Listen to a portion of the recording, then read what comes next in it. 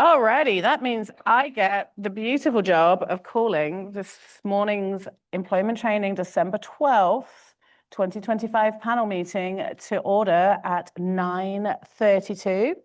I am going to pass over to staff before we do much more for housekeeping and roll call. Thank you very much. Good morning, everyone, and thank you for attending the December 2025 panel meeting. Before we begin, there are a few housekeeping announcements. If you are here in the auditorium and in order to avoid a persistent disruption of the proceedings, please do not stream to your mobile device or connect to the Zoom platform as it will interfere with our recordings and sound system. If you are attending the meeting in person and presenting or providing comment, please step up to the podium, speak clearly and directly into the microphone. For those who are viewing or attending the meeting virtually and would like to make a public comment, please use the raise hand feature and wait for your name to be called, at which time you will be unmuted.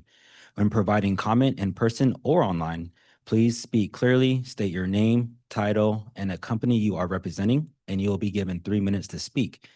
Lastly, to ensure a respectful and professional environment, please keep side conversations to a minimum while inside the auditorium.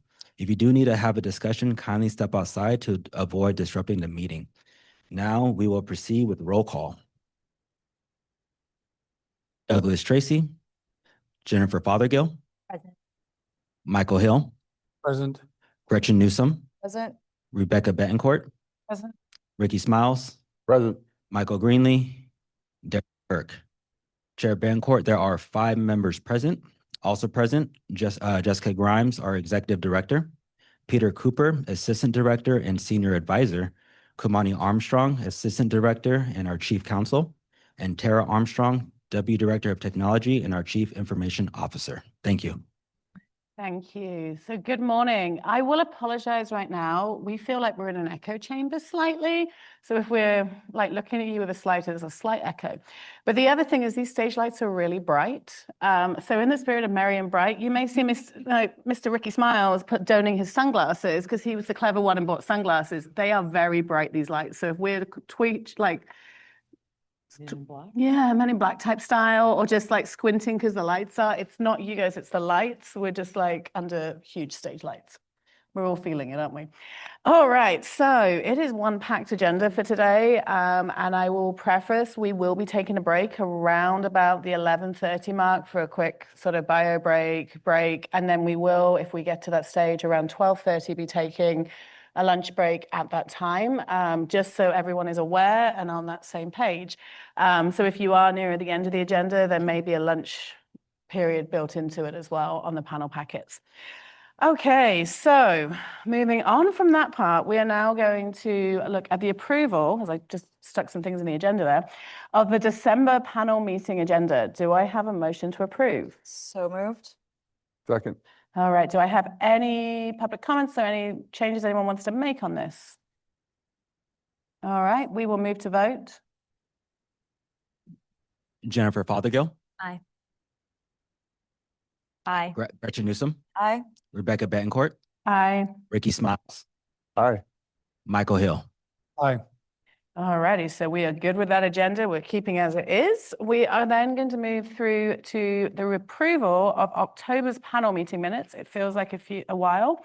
Does anyone have any corrections they would like to make to October's panel meeting minutes? I do. You do, okay. On page 22 of 25 in the final action item for SOMA, for the final sentence of the action item that currently reads as all panel members present voted in the affirmative for approval as moved, to strike the words all and present so that the sentence reads panel members voted in the affirmative for approval as moved. Okay. And with that, I move a motion to approve the minutes as corrected. Second. And a second. Do we have any public comments on the minutes from October panel? No public comments online. All right, we will move to vote. Jennifer Fothergill. Aye. Gretchen Newsom. Aye.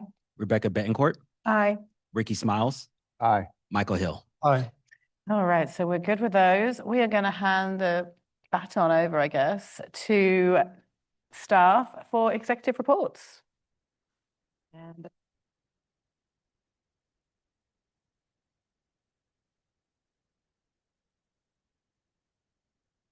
This is just my, Dr. Grimes, we're not Can I under, hear you online? can you hear me? there we go. I'm getting a lot of red. Okay. Thank you, Chair Betancourt. Good morning and happy Friday, everyone. I hope all of you are staying healthy and warm in the blistering cold weather. Today is our fifth panel meeting of the 2025-26 fiscal year, and we have 53 proposals, which is very exciting. Given the longer agenda, I would like to request that we lean into that holiday spirit of kindness and, whenever possible, that we practice smart brevity. Conciseness does not obstruct our ability to pursue our collective noble purpose, which is to advance workforce training across California. As mentioned in previous meetings, the $7.5 million in funding for Seed 3, or Social Entrepreneurs for Economic Development, is on track to launch in early 2026. The first rounds of seed funding were successful, and we hope to continue building on that success. So stay tuned for more updates. Now for this panel meeting, we have 2 amendments, 53 proposals submitted for review. If approved, ETP will disperse approximately $15.8 million. 32% are from new contractors, 68% from repeat contractors, 43% fall within the priority industry sector of manufacturing, 30% represent small businesses, and 19% originate from high unemployment areas. The proposals will be presented for review and action by Jana Lazarevich, Heather Miguel, and Willie Atkinson. That concludes my portion of the executive report, so I will hand it over to Tara Armstrong to continue. Thank you. Good morning. Can you hear me? Great. All right. Good morning, panel members and stakeholders. My name is Tara Armstrong, Deputy Director and CIO for ETP. So I have a couple of information technology updates today. In the spirit of keeping up with technology and creating efficiencies and accessibility to customers, we're now automatically saving panel proposals in our CaliForce system. This makes the final step in our efficiency improvements for this particular document. So this means the system now generates the export proposal document you have before you now, and now automatically saves it to our customers to access directly. So this saves time and confusion on having to send the document back and forth, and we'll extend this into 2026 for other documents. The second item I have today is regarding new language in our terms and conditions. In CaliForce, regarding current year and next year applications, specifically, applications will not roll over until the next funding year. Applications will reapply under the new adopted funding strategies. Additionally, applications will remain in draft for the 90 days, and they will be inactivated if they're still in draft. These updates ensure that we do not hold applications indefinitely and give applicants a fresh opportunity to update their information based on the priorities of the upcoming year and keep this aligned with our records retention policies. And that concludes my report today, unless there's any questions. Thank you very much, and I'll pass it over to Jana.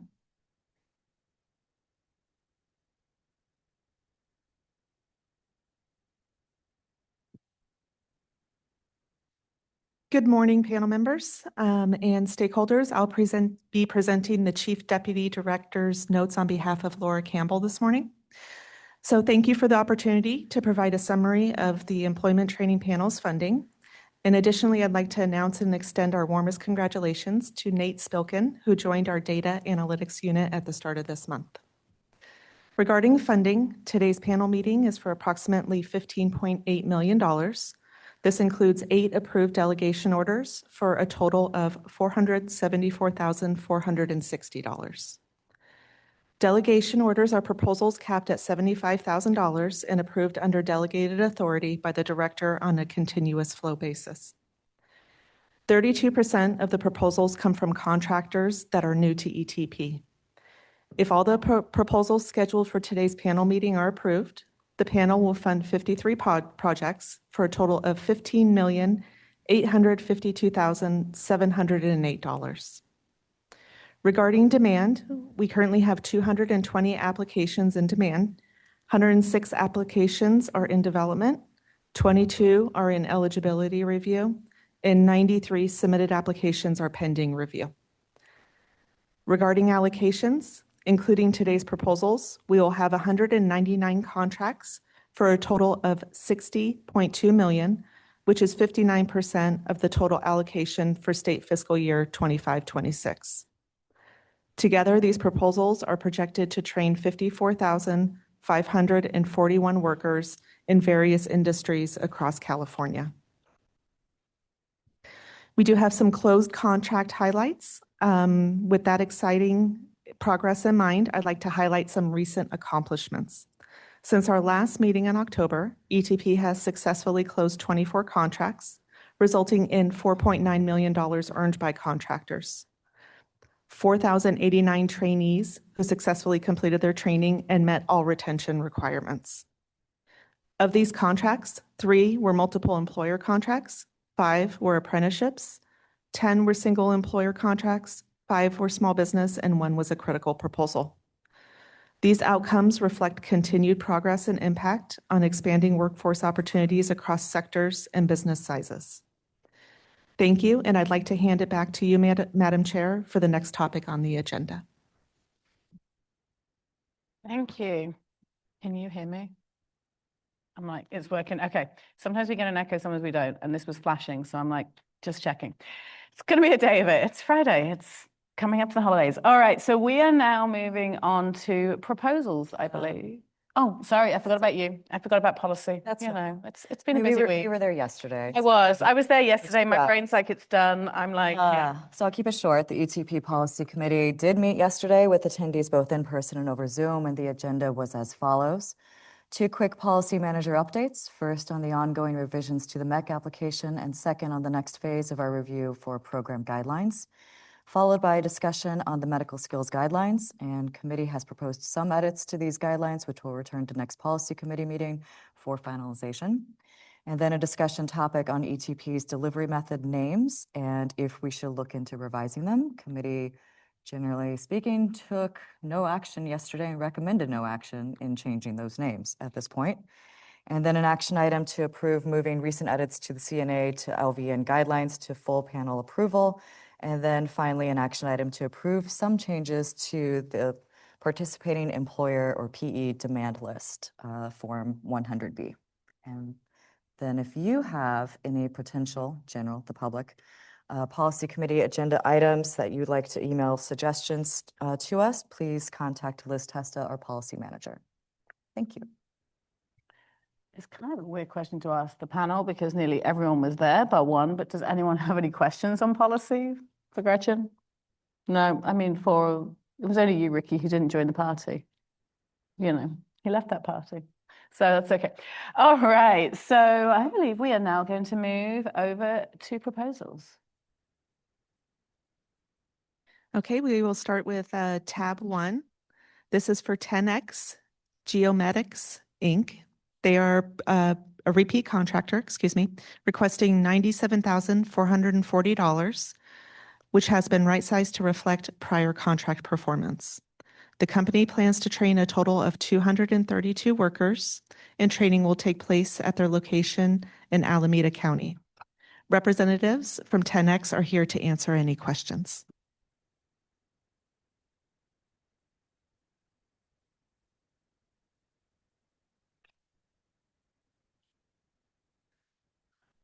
Hello. Okay. Hi, good morning, everyone. My name is Ben Ujihara. I'm the Senior People Solutions Specialist here at 10X Genomics, Inc. And I am here with my manager. Hi, I'm Antoinette, and I lead the People Operations team at 10X Genomics. And just a little bit about our company. At 10X Genomics, we create powerful, reliable tools that help scientists understand biology at a deeper level. What our technologies do exactly, they reveal cells and tissue and reveal how tissues work, driving discoveries in cancer, neuroscience, and diseases. By combining our innovative instruments, reagents, and software, we empower researchers to turn biological complexities into breakthroughs for human health, which kind of goes along with our motto and what we believe in at 10X, which is to master biology to advance human health.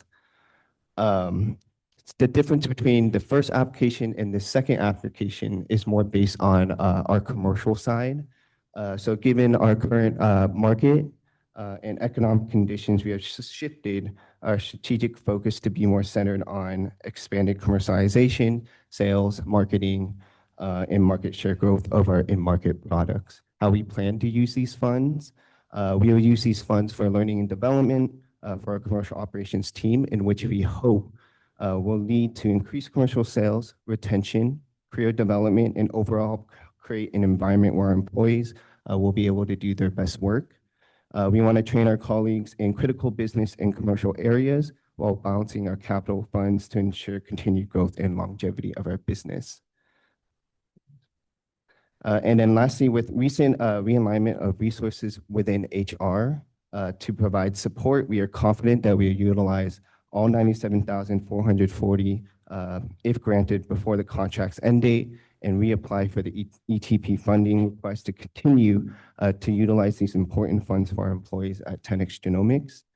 We are in a much better spot as we have a better understanding of our life science market, and our outlook is much brighter as it has been over the last 2 years. Thank you. Any questions from panel? So just as a reminder and kind of an overview for today, some questions that will come from my end. So as panel members, it is our responsibility to fund training for high wage, secure and stable jobs. And so although our ETP regulations state an employer's turnover rate shall not exceed 20% annually, when employers' turnover rate hits that 10% mark, there's some red flags and concerns that come my way. So I will be asking questions to any employers who are at that 10% or greater turnover rate. So with my first question, you did address some of the questions, but with your current turnover rate at 14%, lower than the 20% threshold, in your industry, is this more common? Was there some change that happened, or what caused that higher turnover rate for you all? I'll speak to that. I think a lot of it came from the changes to our administration this year with the lack of funding to a lot of the academic institutions that rely on our products. That really hurt our revenue, and so it resulted in us having to reduce our headcount. Thank you. Yeah, and also a combination of like the tariffs as well. We have a operations building in Singapore where a lot of product has been shipped. So also like the combination of the cutting in funding and then also tariffs as well has hurt our ability in regards to like retention and our revenue. Thank you for the clarification. Any other questions from panel? I think you touched on it, but I think I just want to dive a bit deeper. So last contract, a lot of things happened within the business. I'm going to say it's a turbulent time in business just generally at the moment, given everything that's happening with the economy, politics, all sorts of different things. How are we setting ourselves up to be successful this time? So our HR operations team has inherited this ETP, the last portion of our last contract. So before we had a team of 2, which included our L&D manager and an L&D specialist. Going forward, we have a team of 4, which includes our VP of HR that will help us plan for which types of trainings throughout the 2026 year, along with my manager, myself, and our other partner who's at work right now at 10x.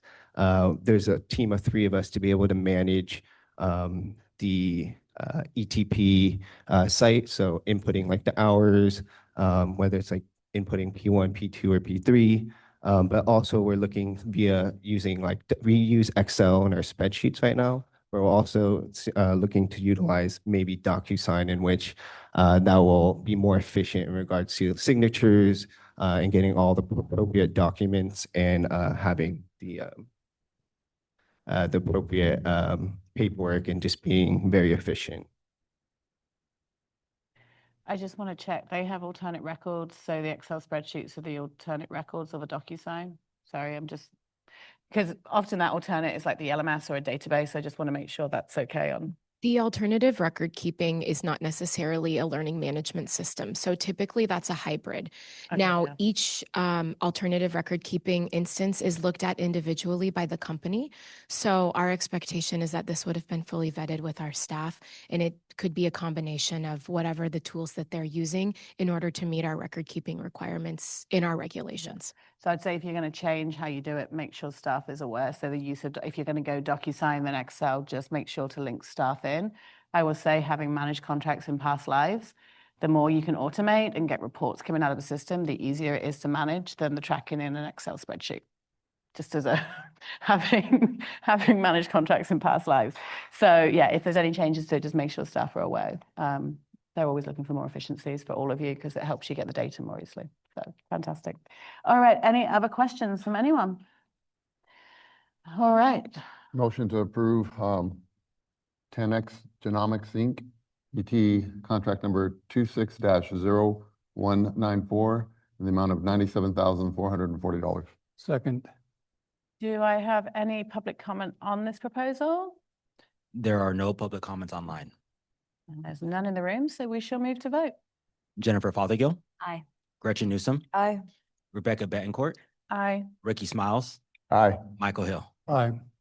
All right, so we're all in favor. The motion is adopted and you're funded. Good luck Thank with you it. for having Thank you us so today. much. You're welcome.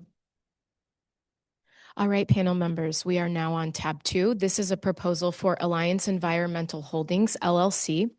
They are a repeat contractor with good prior performance, requesting approximately $432,600. Not approximately, that's what they're requesting. They are training approximately 515 workers. Training will take place at their locations in Fresno, Los Angeles, Orange, Sacramento, San Diego, San Luis Obispo, Santa Clara, and Ventura counties, and representatives are here to answer any questions you may have. Hello, my name is Jeanette Tariquez. Sorry, I am the administrator for the program for Alliance Environmental. I would like to first thank you for inviting us here today and for welcoming us back. I'm open to any questions if you'd like. Go ahead. I have questions. just one under Yes. subcontractors for training funding source in Seal Beach. It states for administrative that you're going to earn a certain percentage of the earned amount, but it doesn't state what the percentage is. 13. Thank you. It is 13. Okay. Thank you. I have a question around prior contracts, management contracts. Obviously, we do audit contracts on a fairly regular basis. There were several audit findings in prior contracts. What are we doing to help ensure they don't happen again with like people under the wages, not eligible, et cetera? Because as much as we like giving money, we don't like it. We try not to take it back, but I love much rather you not have to have money given back to us in that sense. So we have a team of individuals that are going to help support the record keeping and the monitoring of the training as well. Of course, it all goes through me and I oversee it all to make sure it's all in compliance. So we do our checks and balances prior to making sure everything goes through. So at a 99% a success rate we just had, obviously it worked. Yep. All right, thank you. Any other questions from anyone? No? Motion to approve Alliance Environmental Holdings LLC and an ETP funding amount of $432,600. Second. All right, do I have any public comments on this proposal? There are no public comments online. And there are none in the room, so we shall move to vote. Jennifer Fothergill, Aye. Gretchen Newsom, Aye. Rebecca Betancourt, Aye. Ricky Smiles, Aye. Michael Hill. Aye. All right, so we're all in favor. The motion's adopted and you're funded. Good luck. Thank you very much. Thank you. All right, panel members, we are on tab 3. This is a proposal for Alpha Mechanical LLC. They are a new contractor requesting $157,724 to train approximately 131 workers. Training will take place at their location in El Cajon, and representatives are here to answer any questions. Good morning, members of the panel. My name is Jordan Eidsmo. I'm Human Resources and Payroll here at Alpha Mechanical LLC. I want to sincerely thank you for your time and consideration for training proposal. Alpha Mechanical has been named one of San Diego's top workplaces for 4 consecutive years. We deeply value our employees and are committed to investing in their ongoing professional development, and that recognition reflects the culture we've built and the importance we place on our team. This funding would allow us to further expand our training efforts, elevate the skills of our workforce, and continue strengthening the quality of service we provide to our clients. Thank you again for the opportunity to be here today, and I'm here for any questions. Thank you. Any questions from the panel on this proposal? I just wanted to inquire for those workers that are in the construction industry and the technicians in construction, are you utilizing in any way? We do have some apprentices, yes. Any other questions? Motion to approve Alpha Mechanical LLC, ETP contract number 26-0212 in the amount of $157,724. An echo there. I love it. All right. So do we have any public comment on the proposal? There are no public comments online. And there's no one in the room. We shall move to vote. Jennifer Fothergill, Aye. Gretchen Newsom, Aye. Rebecca Bancourt, Aye. Ricky Smiles, Aye. Michael Hill. Okay, so we're all in favor. The motion's adopted and you're funded. Good luck. Thank you so much for your time. You're welcome. Thank you, and special thanks to Phil Boyer and his exceptional team there.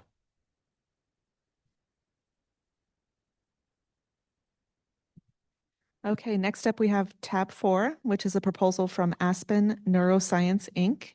They are a new contractor requesting $190,400 to train a total of 100 workers. Training will take place at their location in San Diego County, and representatives from Aspen are here to answer any questions. Good morning.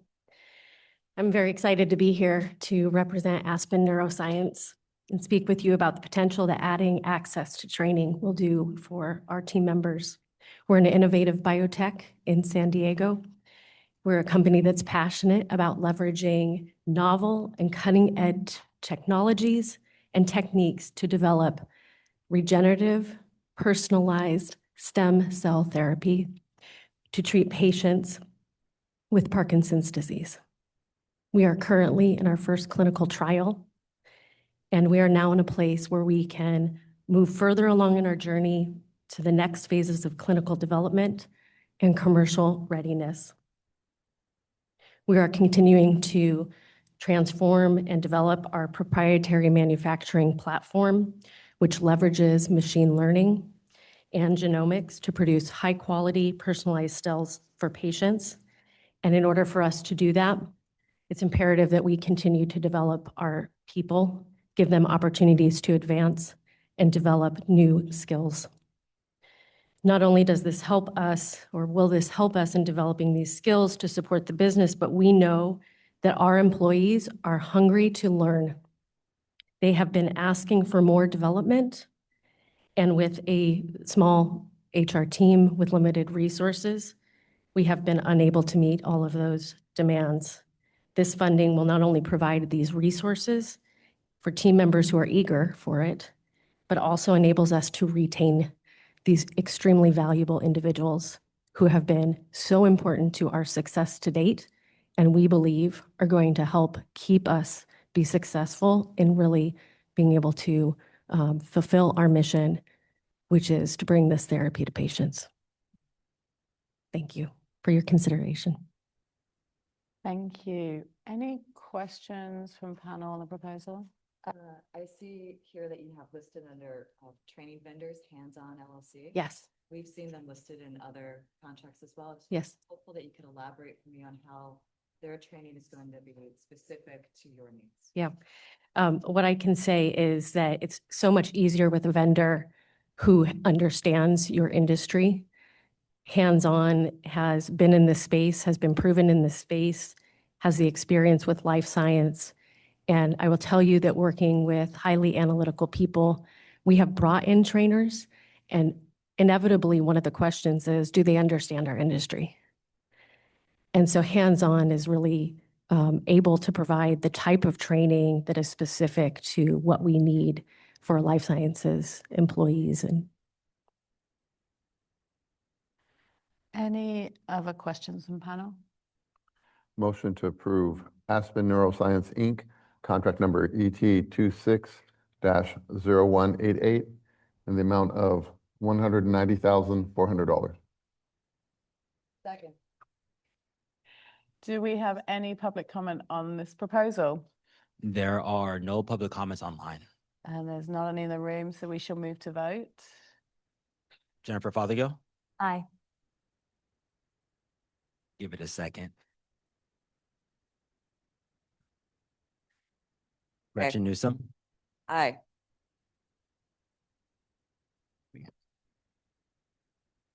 Where are we at, Stephen?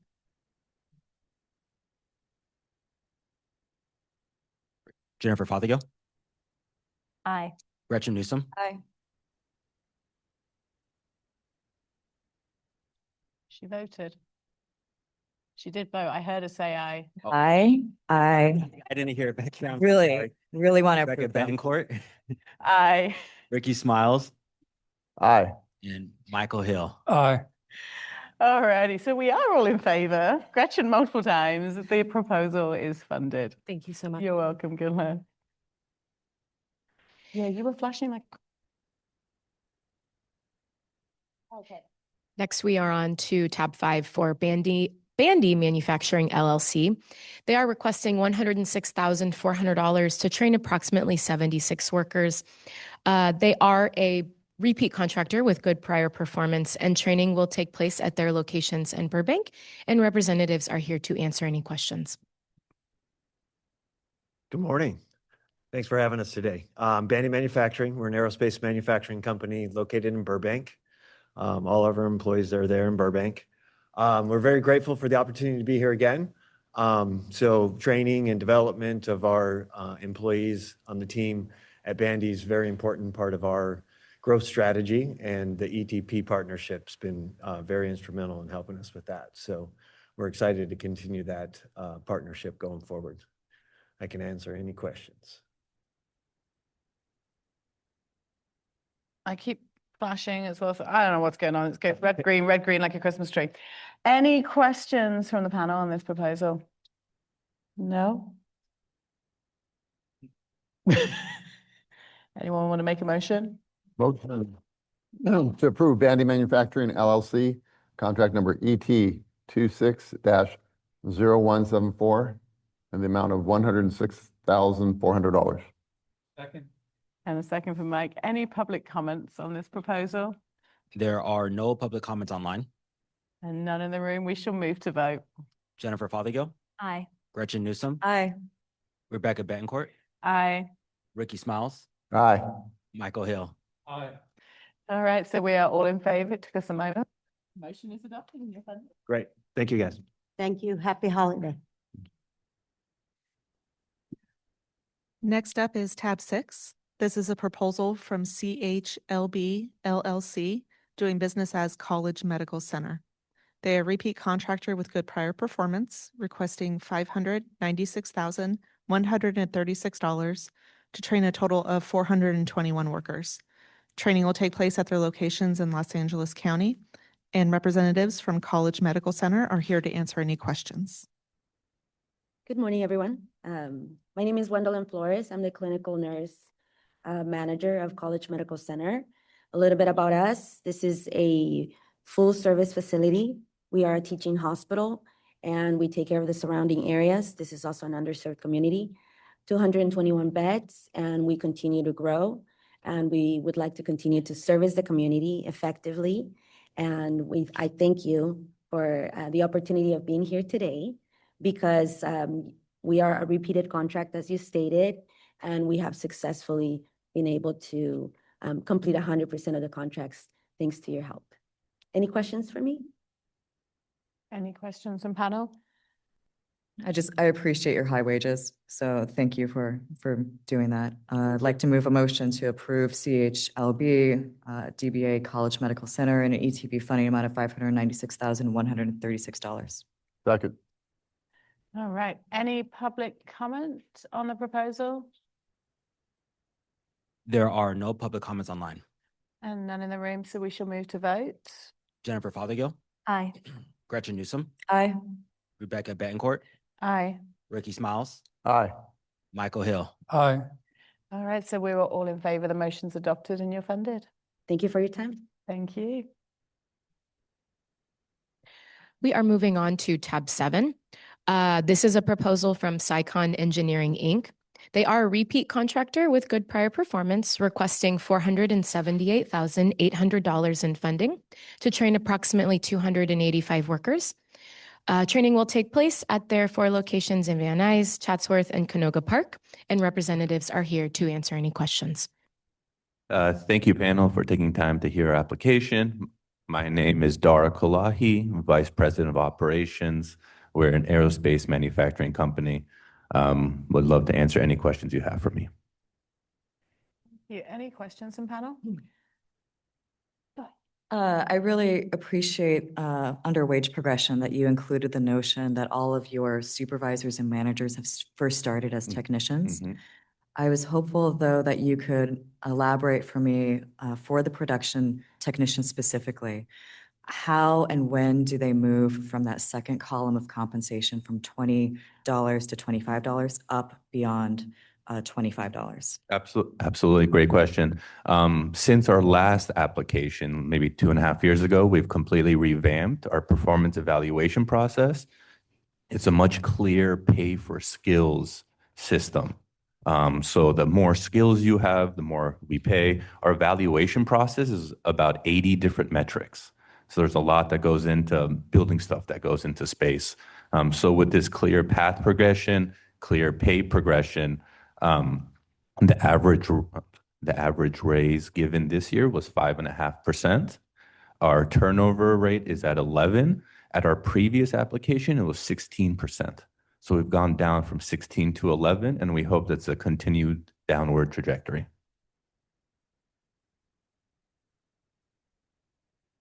Just a real quick question. Turnover rate is lower than the 20%. It's about 11%. How is this proposal going to help with retention and decrease that just a little bit? Yeah, I think our people, especially with how difficult it is to work with their hands, the more confidence they have in it, the more they believe in themselves and the higher they go. So sometimes it's about like, how do we motivate them to be more confident in themselves? And these trainings are not only about technical, but how to work with the team, how to be more self-sufficient, self-reliable, and to be able to be a master of your own domain. And we're hoping that these will, and obviously we want to get people to the highest level as possible. For example, most of our QC are around $28 an hour. And so trying to give them more, trying to teach them more, empower them more will make them want to stay in a somewhat hard manufacturing position. Thank you. I'm just looking from this contract to last contract. It's quite a sizable jump. Can you help us? I think I have 2 pieces here, but like what's driving? Turned off. Okay, hang on. So it's gone back to green. I thought it was obviously has a mind of its own. So from one contract to the other, it's quite a sizable jump, which is okay. We understand things change. What's driving that change of the increase in training and really making sure, because it's almost double the amount, I'm going to say, of administration as well, the setup for success for that? Absolutely. Great question. So the curriculum we had before, because it was essentially our first time, wasn't that specific. So our employees had a hard time actually filling out the paperwork for the fill-in sheet. So there was actually a lot that wasn't even recorded. I believe about at least 20% was not recorded. In addition, we have a new ERP system. We have new million-dollar machinery that we need to get trained on. And the federal standard for aerospace is called AS 9100. This is revamped every 3 years. So our standards of training are constantly being evolving. And so we always have to train. It never stops. New ERP, new machinery, it's all adding up. And once again, 20% was unaccounted for before. Thank you. Any other questions from panel? Bud Pond Engineering, Inc., contract number ET 26-0148 for the amount of $478,800. Second. We're having unison today. This is good. I'm like not even watching them. All right. Any public comment on this proposal? There are no public comments online. And there are none in the room, so we shall move to vote. Jennifer Fothergill, Aye. Gretchen Newsom, Aye. Rebecca Bancourt, Aye. Ricky Smiles, Aye. Michael Hill. Aye. We all voted in favor, so the motion is adopted and you are funded. Thank you. Happy holidays, happy new year, and also thank you to Phil. You're welcome. Stefan, you were really quiet. I think that's why we're all like, huh, as you're doing the vote. Okay, does it sound better right here? That's a bit better. Yeah. Perfect. Still a bit quiet, but not as quiet as you were. All right, next up is tab 8. This is a proposal from Clark and Rush Mechanical, Inc., doing business as Clark and Rush Plumbing, Heating, and Air Conditioning. They are a repeat contractor with good performance, requesting $280,000 to train a total of 125 workers. Training will take place at the company's location in Sacramento, and representatives from Clark and Rush are here to answer any questions.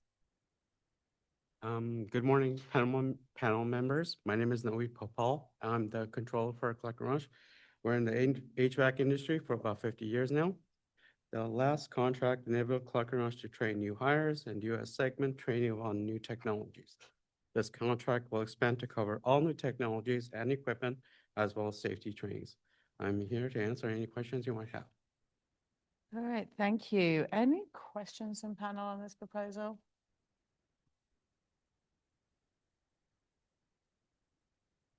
I have one kind of, and it's similar to the question I kind of went this way a bit. So we are sitting at coming in at 280,000. Last time we hit about 216, which wasn't bad on performance, but wasn't right up at the very, very high. Can you help us understand how we're going to be, funds are tight, you know, people are fighting for the same funds. So how are we going to be successful at being like pushing it up? I like 80%, but I like 90 and I really like 100. Jill knows this as well. So when I look at this, I'm like, we're giving you more than last time. How do we ensure that we're being successful with it? So per our first contract, we were 100%. Our second one, we- Hang on one second. That goes back. That goes more- back some time, Yeah, doesn't they it? were Yeah. about 250 at 100%. Yeah. so we have trained, we have hired 2 additional trainers as well as a new scheduling software. So hopefully, and we will be at 100% with this new contract. Also, they're loading their off-season training in their less. So not peak season. maximizing the off season for training and keeping people employed and going through that way. Correct. Fantastic. We like that. Any other questions? Motion to approve Clark and Rush Mechanical, DBA Clark and Rush Plumbing, Heating, and Air Conditioning, an ETP funding amount of 280,000. Second. All right. Any public comment? There are no public comments online. And there are none in the room, so we shall move to vote. Jennifer Fothergill, Aye. Gretchen Newsom, Aye. Rebecca Betancourt, Aye. Ricky Smiles, Aye. Michael Hill. Aye. All right, so the motion was adopted as we're all in favor. You're funded. Good. Thank you very much. Thank you. All right, panel members, we are on to Commercial Casework Incorporated. They are a repeat contractor with good prior performance, requesting approximately $274,820 to train approximately 151 workers, and training will take place at their locations in Fremont and Sacramento. Representatives are here for any questions. Our proposal. My name is Laura Martin. I'm the CFO for Commercial Casework, Inc. It's an architectural millwork company, and we have recently expanded to the Sacramento area, and that is why we are asking for these funds for training. We are hoping to hire as many people that we can in Sacramento and also continue hiring in Fremont. So this is our third proposal, with our previous 2 proposals meeting 100% each time. And we're aiming to deliver another 100% to you as well if this is approved.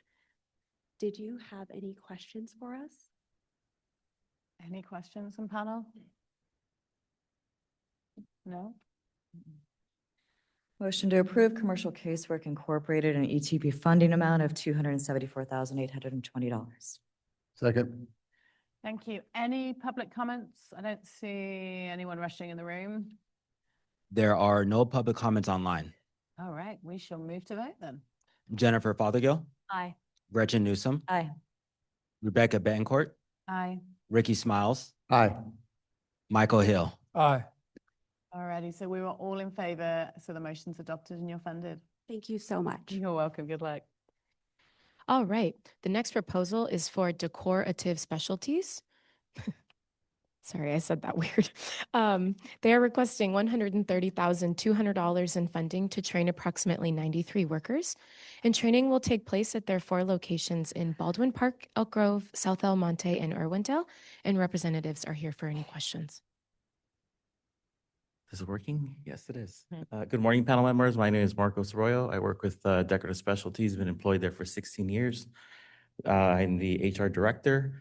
We're a family-owned company, large manufacturing facilities in Southern California, building custom cabinet components.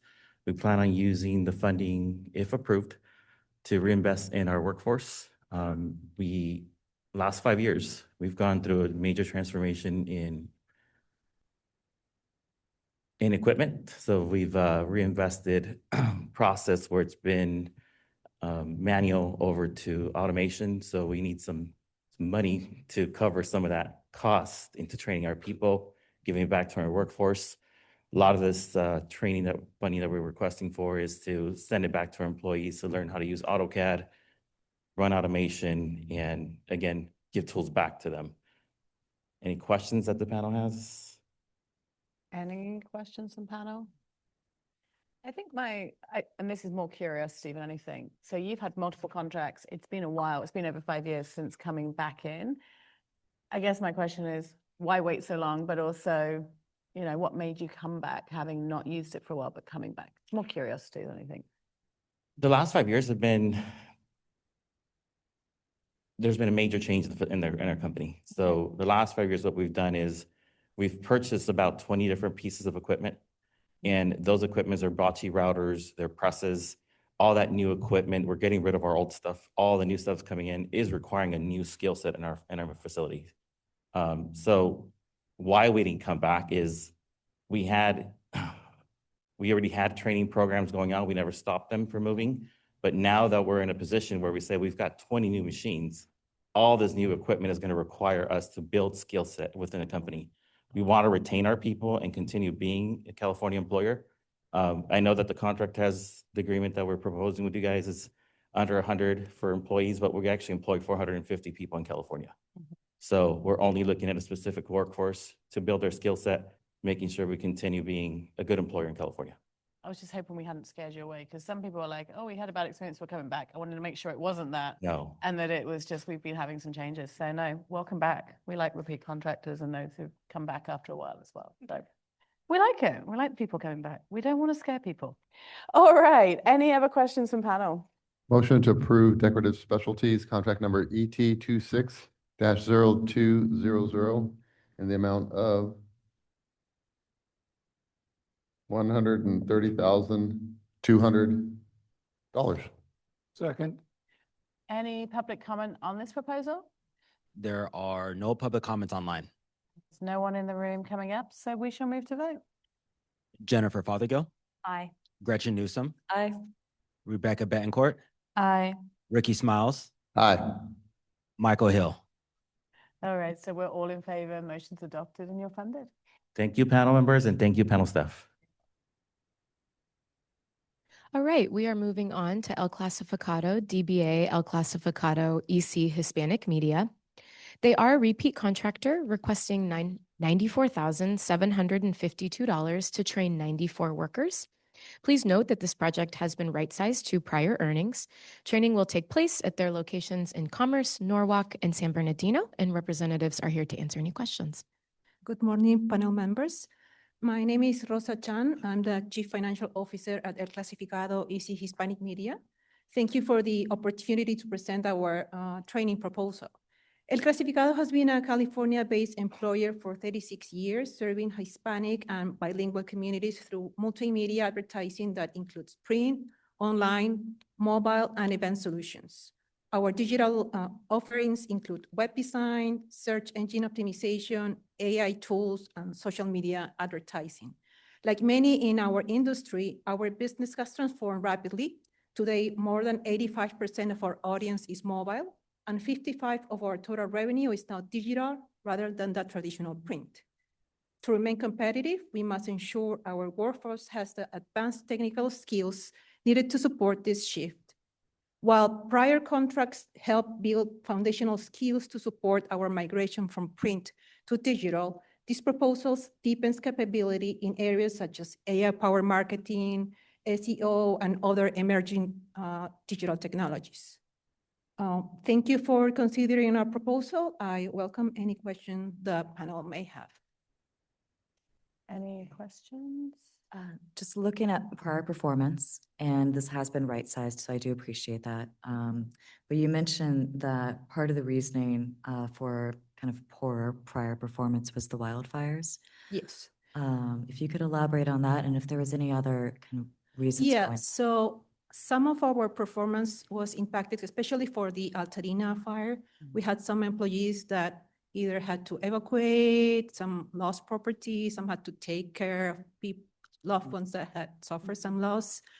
So this diminished our the availability of some employees to train. But we also have another major one. Our main competitor, El Aviso, came unexpectedly out of business.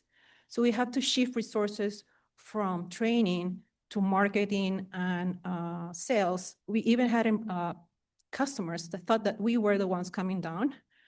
So we had to put resources into like stabilizing the market and let them know that we're still strong. And we also had to get new products out on the market to grab this piece of parquet that was being opened right now.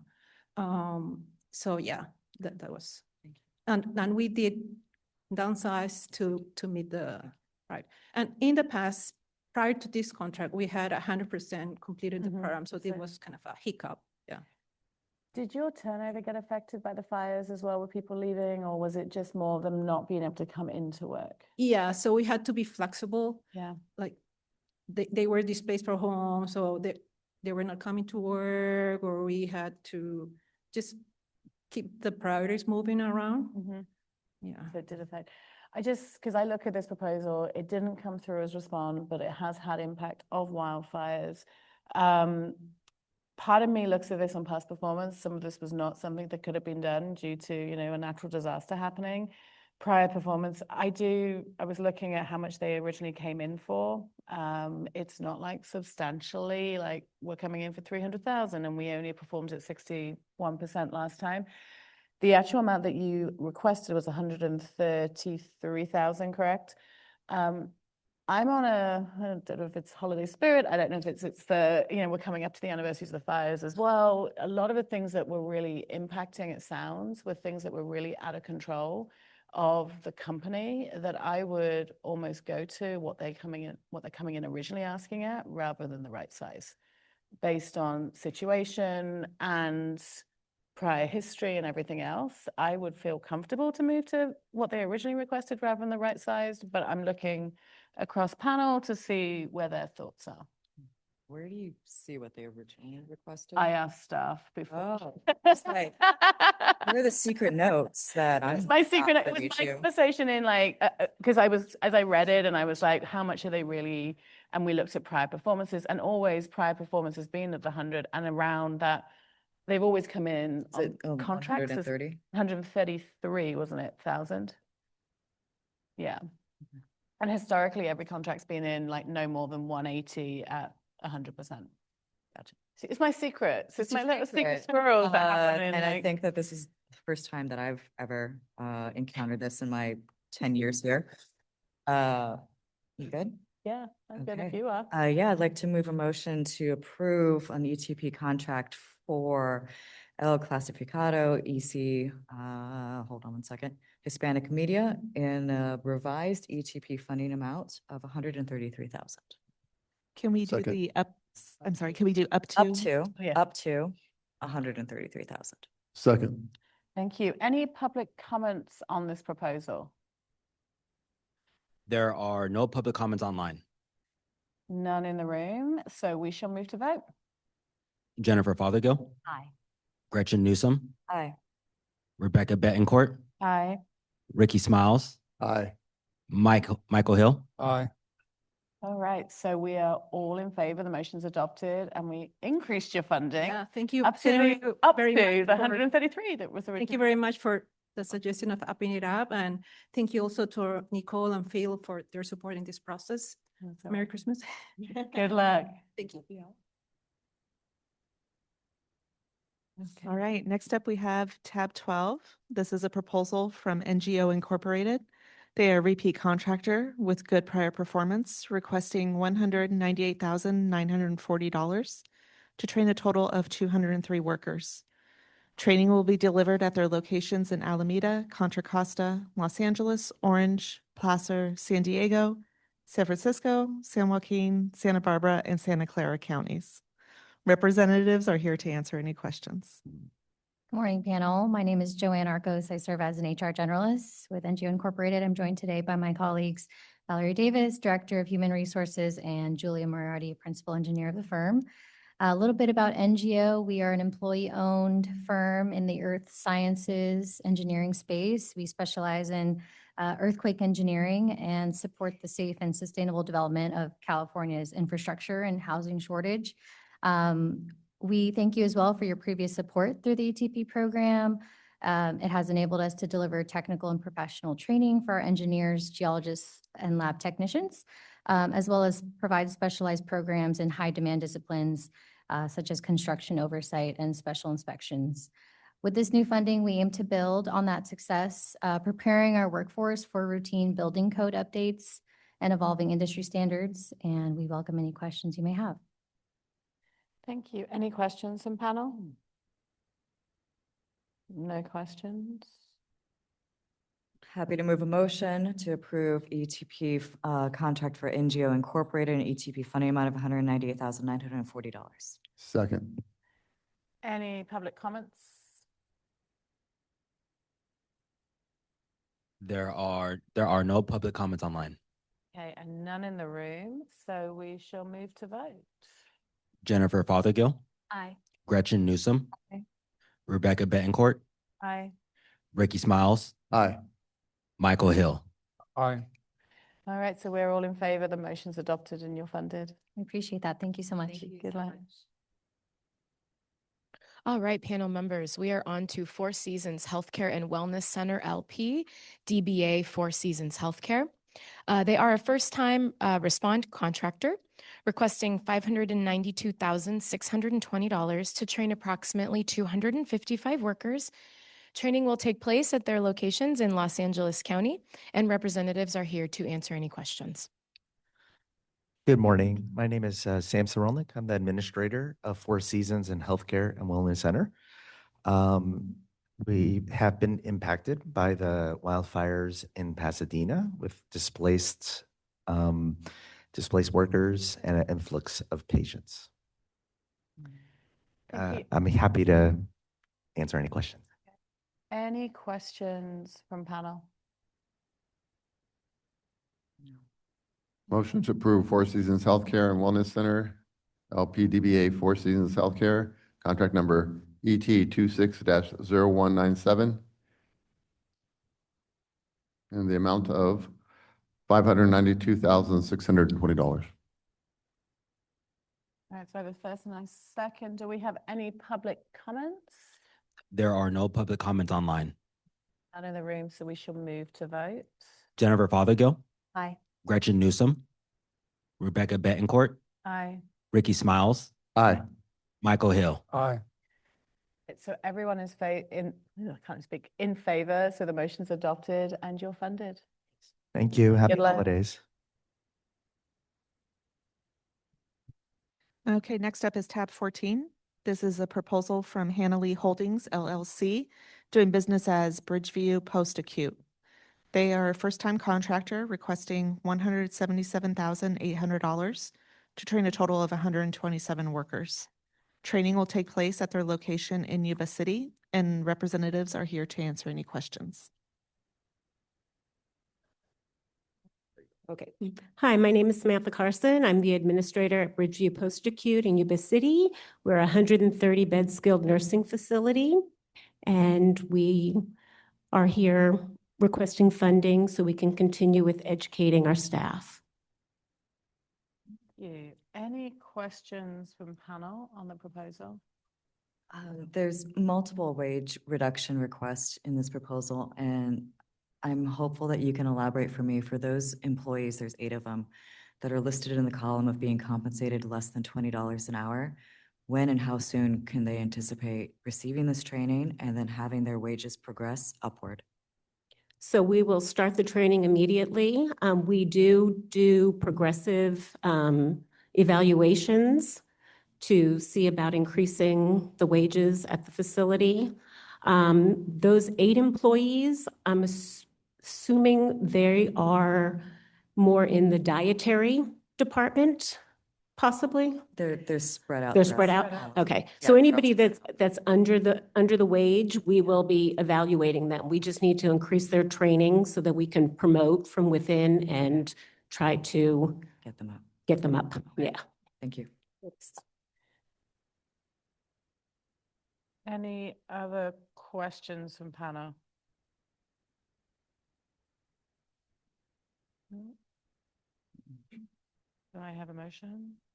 Motion to approve Hanalea Holdings LLC DBA Bridgeview Post Acute, contract number ET 26-0182. In the amount of $177,800. Second.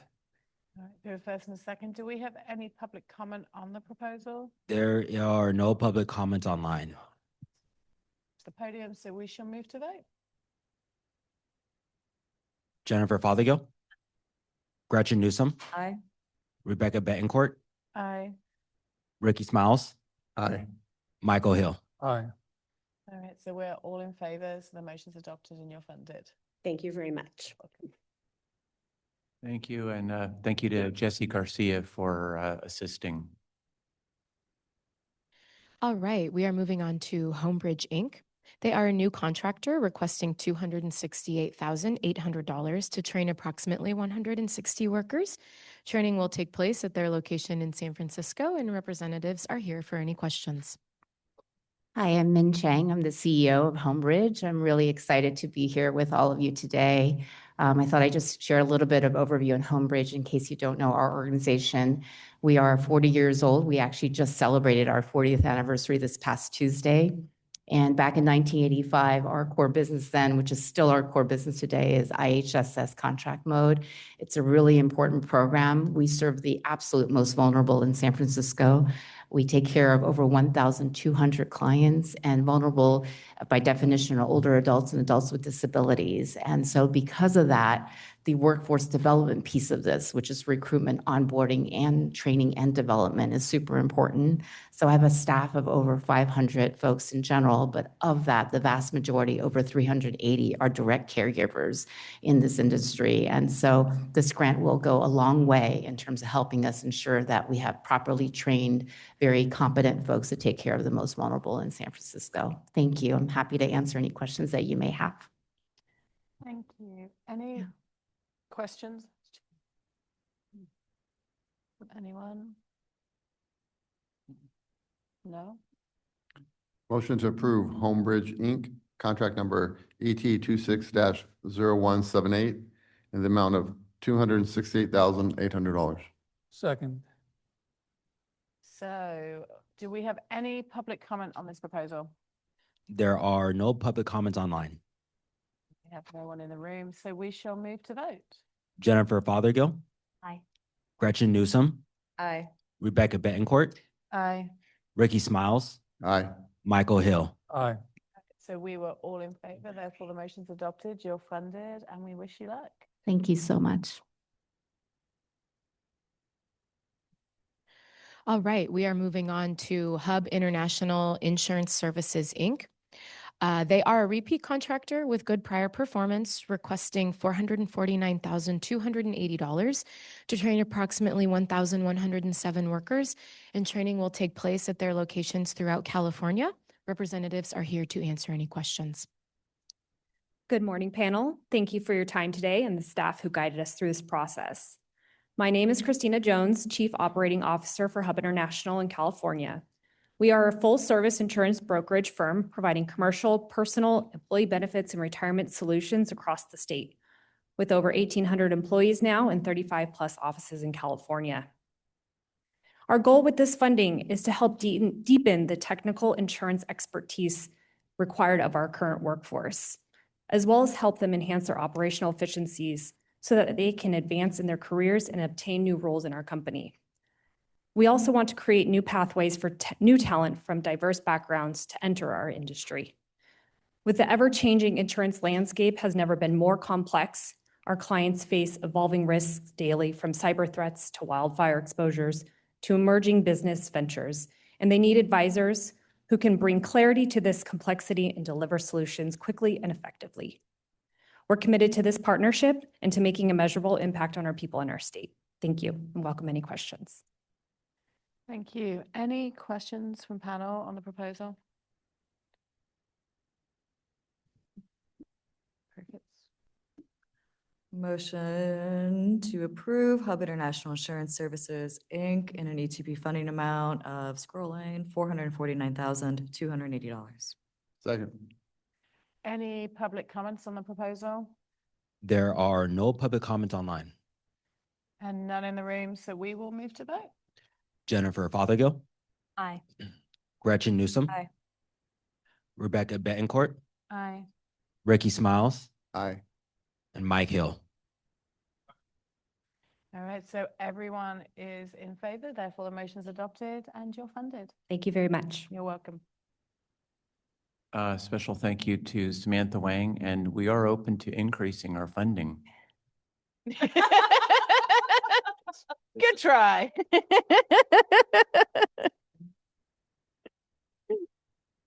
All right, next up we have tab 17. And I apologize if I say this company's name wrong. This is a proposal from James Kakaya Plumbing. They are a repeat contractor with good performance, requesting $182,000 to train a total of 65 workers. Training will take place at their locations in San Mateo, and representatives are here to answer any questions. Thank you, panel members. Thank you for considering our project today, and thank you for your past support.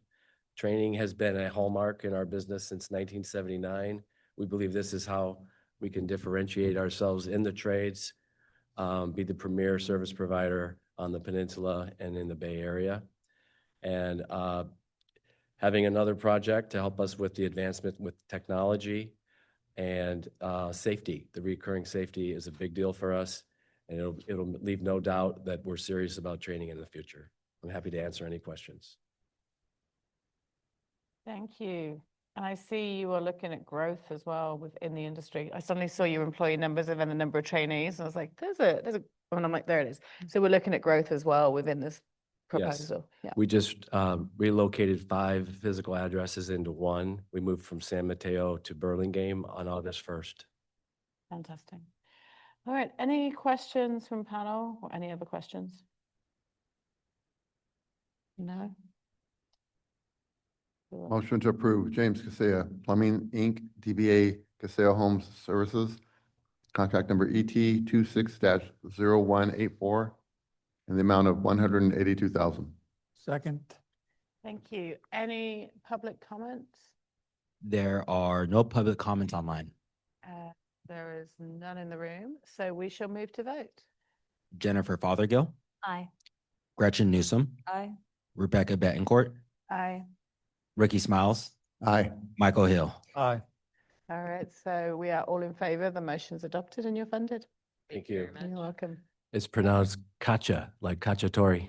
Oh, they were fighting about it. Thank you. I just wanted on the record that Jen asked me, and that's what I said. And she then said she no, and I was right. I'd have been with her. I'd have He butchered didn't it. say it, so we were on edge. Okay. We'll teach phonetic sounding sometimes. Yeah, they're all different, right? Okay. Please turn to tab 18. This is a proposal for JBR Inc., DBA San Francisco Bay Coffee. They are a repeat contractor with good prior performance, requesting $351,288 in funding to train approximately 246 workers.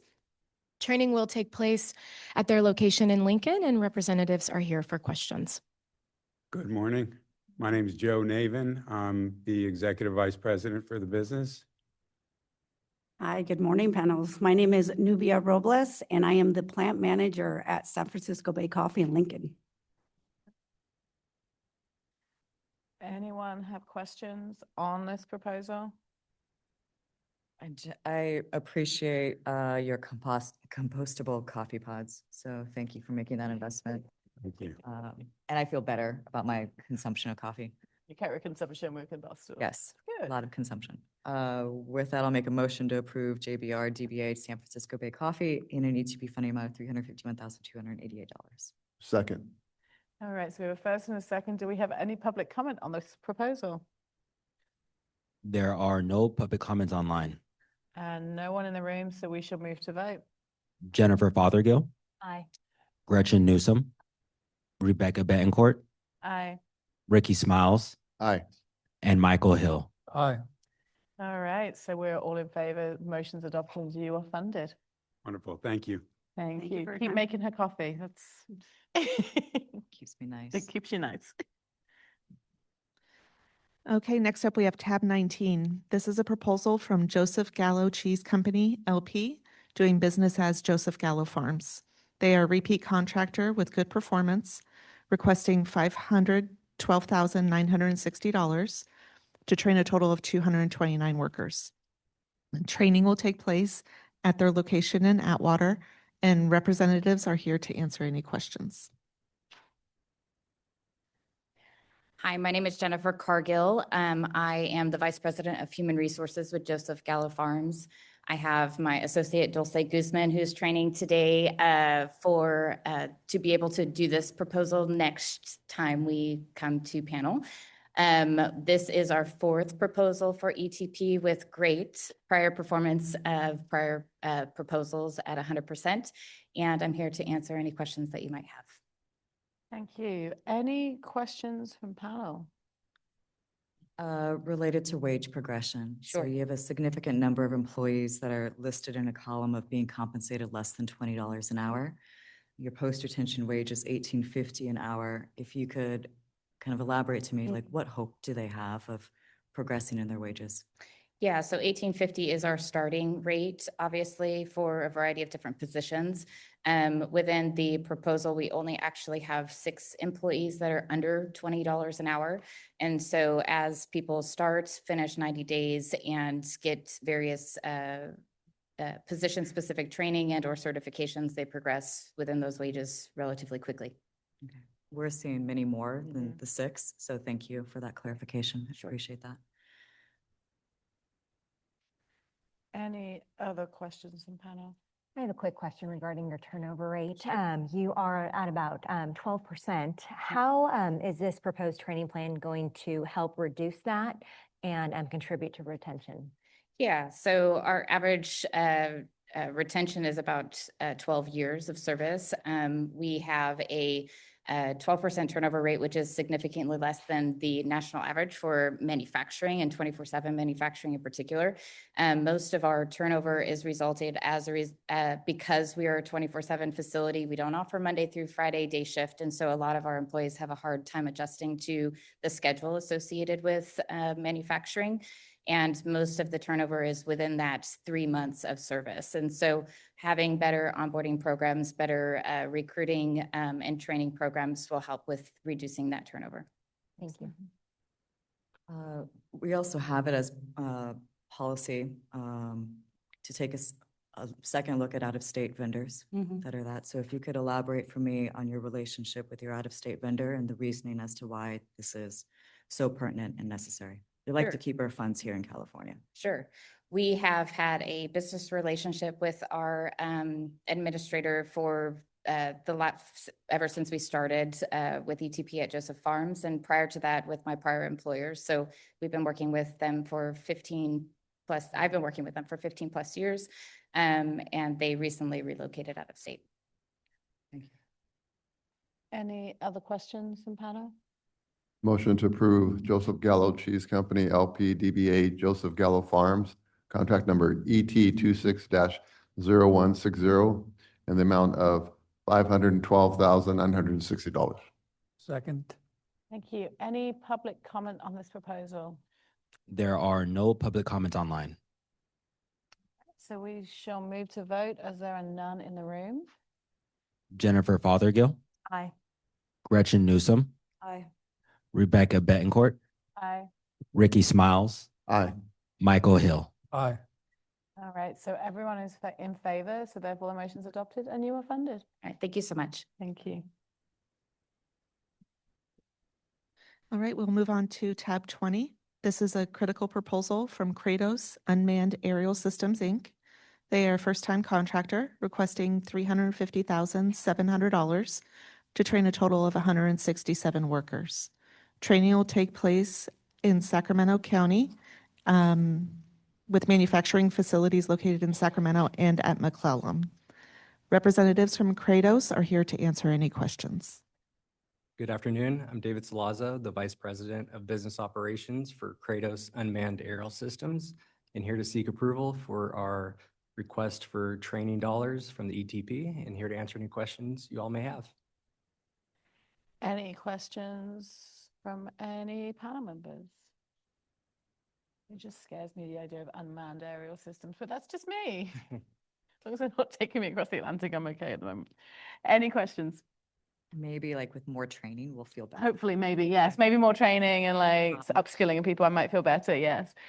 Motion to approve Kratos Unmanned Aerial Systems, Inc. In an ETP funding amount of $350,700. Second. All right, any public comment on this proposal? There are no public comments online. All right, and none in the room, so we shall move to vote. Jennifer Fothergill, Gretchen Newsom, Aye. Rebecca Betancourt, Aye. Ricky Smiles, Aye. Michael Hill. Aye.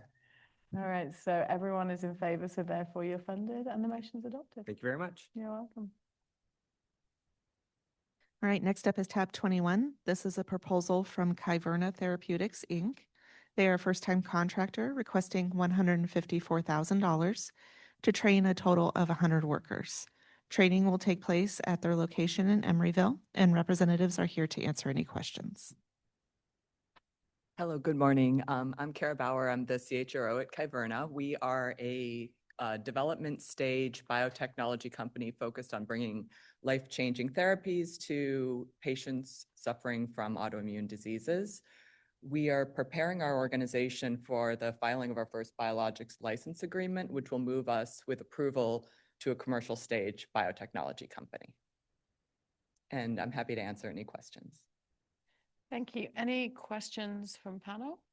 Thank you for your high wages. I appreciate that deeply. But similar to one of our previous applicants, if you could elaborate about Hands-On LLC and how they're being very specific with the kind of training that they're providing you. For sure. We're planning to use Hands-On for a portion of our training.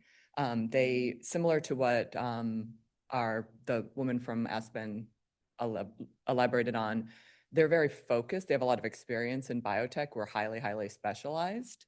And some of the skills that we need to bring to our organization are quite niche as we move from a development stage to a commercial stage. And I think one additional component is we have a few employees who've experienced them in the past. And so they came highly recommended in terms of the quality and impact of the training that they received. Thank you. Thank you. Any other questions? Motion to approve Kyverna Therapeutics, Inc., contract number ET 26-0203, in the amount of $154,000. Second. Okay, so we have a first and we have a second. Do we have any public comment on this proposal? There are no public comments online. There are none in the room, so we shall move to vote. Jennifer Fothergill, Aye. Gretchen Newsom, Aye. Rebecca Betancourt, Aye. Ricky Smiles, Aye. Michael Hill. Aye. Okay, so everyone voted in favor, therefore the motion's adopted and you are funded. Thank you very much. You're Happy welcome. holidays. You too.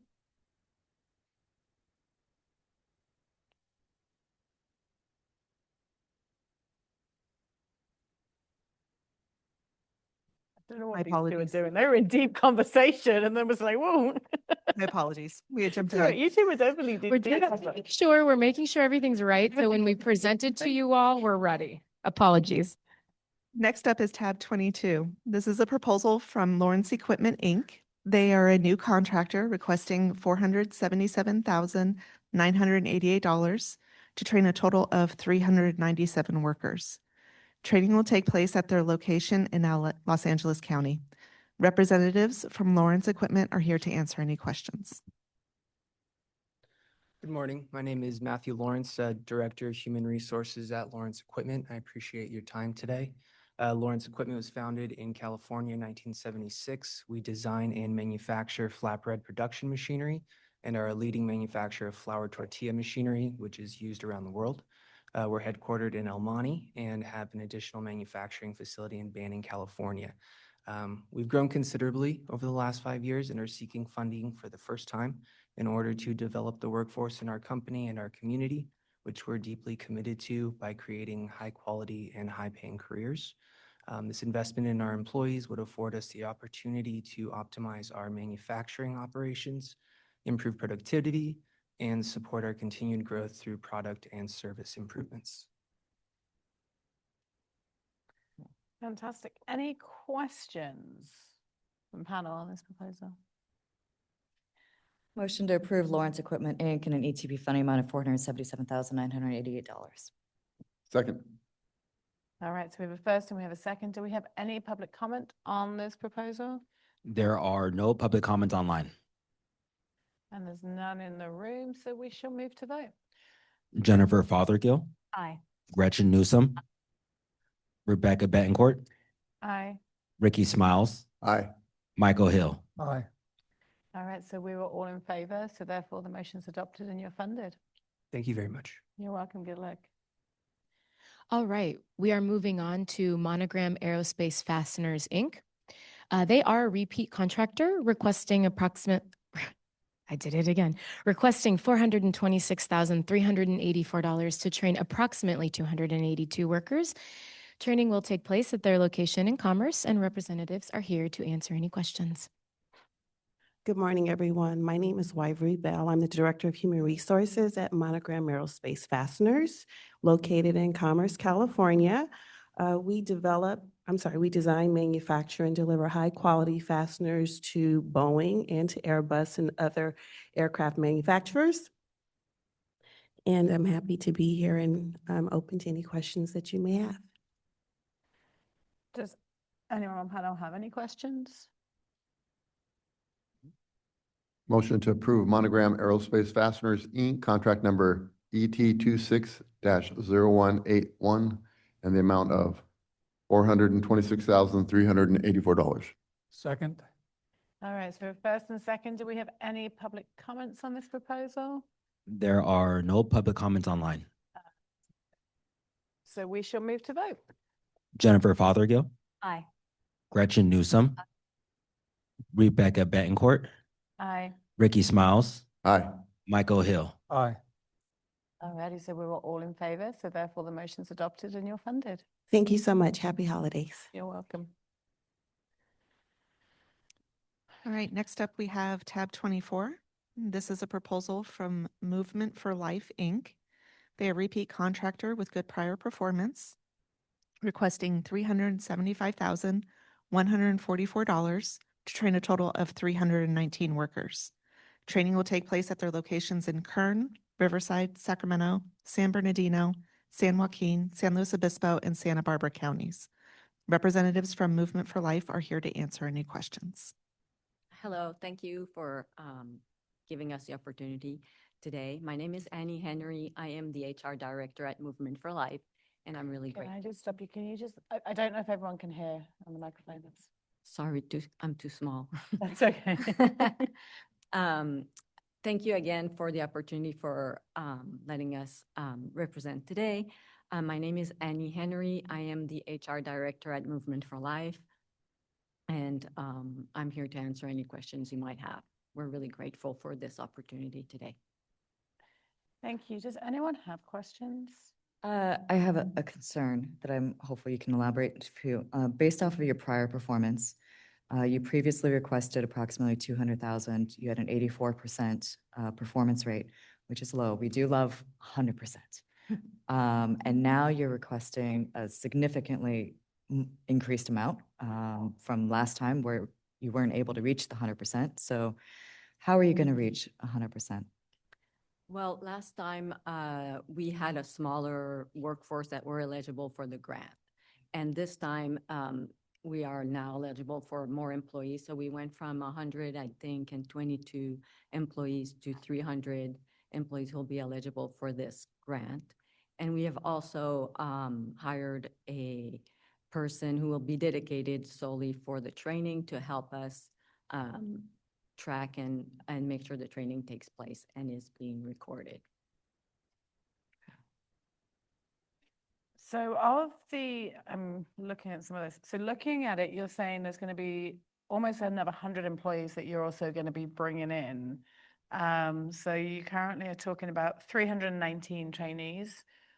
What percentage of those do you think are going to be the 100 bringing in? Is it going to be training all of those, or is it training incumbents? I'm just trying to get a balance because I think someone's doing some stuff down here, but I'm trying to get a feel of like how you're being hopeful, successful in that 100 training. If you're relying on that 100 as part of your 319, that's a heavy weight on your percentages, if that makes sense, for success. Yeah, we aim to open 2 other clinics within the next year, which will require us to hire more employees. So that will help. And this proposal is looking at an estimated number, and I call it an estimated because it is a proposal. It's not, you have to be exact, but you're looking at approximately 319. Of those, how many are you seeing as being of the training cycle being of new employees versus current employees? Probably between 50 and 70, I would say, employees will be required for these 2 sites. Okay, so you'll be looking at about 319, about 70 being, so about a third of that contract will be reliant on opening those 2 sites and those new employees. New employees, yeah. Yeah, it feels quite a large percentage of a contract, but. So, like it's traditional of we typically don't see less than awesome previous performance and then go and award even more for that. So like this jump is a little bit uncomfortable for me. I would be more comfortable of approving this at 84% of what your actual rate of success was for last time and lowering the amount, right-sizing it to, I mean, in some contexts, I could right-size it a lot more than this, but down to up to 315,000. You're taking 80, so I'm taking trying the to 80. understand what you're I'm- doing. You're taking It's a holiday 80 spirit. I'm being really nice. Did I start a trend for you? Not being Scrooge today, like I normally am. Normally, like you would see a motion for me come in at 166,000. So trying to be You're nice. taking 84% of the amount they're requesting. Exactly. So kind of In hopes somewhere that in they're going to between the open these middle. additional clinics. I really want those additional jobs. I think that's Mhm. great, but I want them to be 100% successful. Successful. And I don't want like this to happen again. It So, feels like we're doubling before and you're like, I don't want to double. yeah, I don't want to. When we didn't as a Exactly. high overachiever performance last time. Yeah. Second. Hang on. No motion. Oh, We were just working, I was making sure I was clear of what she was doing. So everyone was clear when they were doing the math later as well, that it's up to and how she's equating this number. Because we know Gretchen has her math sometimes and we just want to make sure it's, yeah. Okay. That sound reasonable to you? Yes. Okay, thank you. I'd like to make a motion to approve Movement for Life, Inc. in a revised ETP funding amount of up to 315,000. second. Any public comment on this proposal? There are no public comments online. And there are none in the room, so we shall move to vote. Jennifer Fothergill, Aye. Gretchen Newsom, Aye. Rebecca Betancourt, Aye. Ricky Smiles, Aye. Michael Hill. Aye. Alrighty, so the motion is adopted and you were funded. Thank you so much. You're Thank you. welcome. Have a great day. You too. Okay, next up we have is tab 25. This is a proposal from On Time Air Conditioning and Heating LLC. They are a repeat contractor with good performance, requesting $487,200 to train a total of 232 workers. Training will take place at the company's 5 locations in Pleasanton, Martinez, Rockland, San Jose, and Livermore, and representatives are here to answer any questions. Good morning, Mrs. Chair and members of the panel. My name is Kevin Albright. I am the lead technical trainer for On Time Air Conditioning and Heating. Thank you for considering our proposal today. I'd also like to thank Marisol Niquette for her valuable assistance in preparing the ETP proposal. We appreciate the previous assistance from ETP, where we earned 100% of the funding we were awarded. That funding allowed us to expand our training capacity for new and incumbent workers and to build our training labs. As our industry continues to evolve with new technologies, energy efficiency standards, and regulatory requirements, workforce training has become essential to maintaining quality service and safety in the field. Like many skilled trades, we're facing both a shortage of qualified technicians and a need to enhance the development of our existing workforce. Through the employment training program, we aim to provide structured job-related training in areas such as plumbing, electrical, HVAC systems, energy efficient technologies, and customer service and leadership development for our frontline workers across the organization. Our goal is to invest in our people, retain talent, and build a high-road workforce that can meet California's growing demand for sustainable, efficient HVAC solutions. Thank you for considering our proposal, and I'm happy to answer any questions you may have. Thank you. Any proposals, any questions from panel? I'm like, Some questions, some concerns. So it's our priority to fund stable, high-wage jobs. And I'm noting in your proposal that you are requesting to compensate some of your workers up to $7.11 per an hour in order to meet the post-retention wage based off of a bonus or commission structure. And that presents kind of a red flag to me about providing a stable job where the worker knows what they're being compensated and they know what they're going to rely on for their family and themselves, right?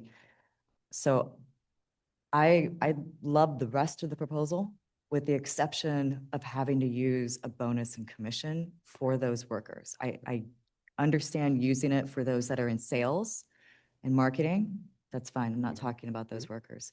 And I'm looking also at our wage criteria for things, and it does allow us to utilize a bonus structure related to employees where their principal job duty is sales, not necessarily for the technicians and the construction workers. So if you could talk to me about that. I'm right now in a mood, if you will, to fully fund this with the exception of allowing the bonus commission payment structure for the technicians and the installers. So our training program, we take people that have no experience at all. And so the bottom line of our wages is training with our program with no certifications. When they graduate our program, they're able to hit the field, and any revenue that comes in from their calls, they get a percentage of that. So the $25 an hour, that is based while they're going through our training program. Mhm. And then once they hit the field, like I said, there's a lot of incentives to give them opportunity to make much more. So are the technician and installers responsible for sales for their own job? Not for their own job, but if they are on a call that leads to a sale, they do get a commission of that call. Okay. Sorry, real quick too, Michelle Rickner with Job Forward. So that, as you mentioned, that 2501 is like base. As they move through the training, they do get real, like actual wage increases, base wage increases, plus then bonus and commission. So we're only asking for that, the bonus and commission for a very small, for those that maybe would come in, let's say 5 months before the end of the contract, and they haven't gotten the training that they need to get to that next bump in base wage. And so we want to make sure that those folks are still eligible because they're getting very critical training and they're going to be in that 90-day retention potentially prior to making that base wage bump. So they would need that bonus and commission for that timeframe. How many Specifically. specifically do you think will need that? I know it's like a loaded question here. How many do you think specifically may be on that bonus structure to get them to the wage versus not on that bonus structure to get to the wage? Does that make sense? Of the trainees? Yeah, I do. What's the total count in those job groups that have that wage? So that would be 188. I would say less workers. than 5%. Less than 5%. 5%. I mean, I look at this and I was scrolling through a couple of other proposals in similar industry, and the wage is the same. That average wage of $32.12 is the same as Clark and Rush, who were in earlier. It's exactly the same wage. It's just there is a piece of the commission, which I don't have a problem. They're still meeting that same wage. It's just they're getting the commission partially to meet that. I think if that 32.12 was lower, I might have more of an issue on it, but it doesn't feel like it's out of scope of industry. They're just doing it a different compensation way than say their competitors who are paying that price straight flat. And I think that's when you choose who do you go to work with. But basically you're saying they come out at 32.12 at the lowest pay as that net pay, commission, no commission kind of piece. So it's exactly the same as some of the others. And then too, I think with, Just as they flexibility. progress through that, with the bonus commission, their ability to earn exponentially higher than some of those previous contractors is I love it. there. Pay them more. Yep. That's great. Yep. Are you training them on upskilling? Sorry? Are you training them on upskilling? Upskill- When they're in the home and they're Oh, installing and then they can yes. get those bonuses? Absolutely. We work on communication training and all of that as well. See, they're training them on it. I'm just gonna push that way. They're training them on it. And there was no training on sales. I'd be like, maybe you need to layer that in. Okay. So, I mean, from your public testimony, sounds like it's only going to be 10 of your employees roughly that might need this commission bonus structure in order to meet the post-retention wage of $32. It's that, Oh, it's it's that new holiday hire to give them season. That option of like, you know, it truly is that new hire. Santa is watching it. It is. God, it sounds like talking to my. Okay, go ahead. Just really, really quick, you had mentioned that there's obviously a need for skilled and trained workers and that retaining them is very important. You do have a slightly higher turnover rate. So what process, or name one process or something that has been implemented within your company to retain and hopefully reduce that turnover rate? So we have recently implemented a new safety training program. Quite a bit of our turnover has been due to safety challenges, including driving. So we have been implementing throughout the company wide more safety initiatives and even incentives and programs to help our employees get better. So it's been regrettable term. It's been the employee terming themselves versus not having them leaving because of work conditions. It's been more on the employer. Exactly. Yes. Thank you. They're always Thank good you. at that. That's why I don't like turnover calculations, because you can't always get to it. Yeah. Just a comment.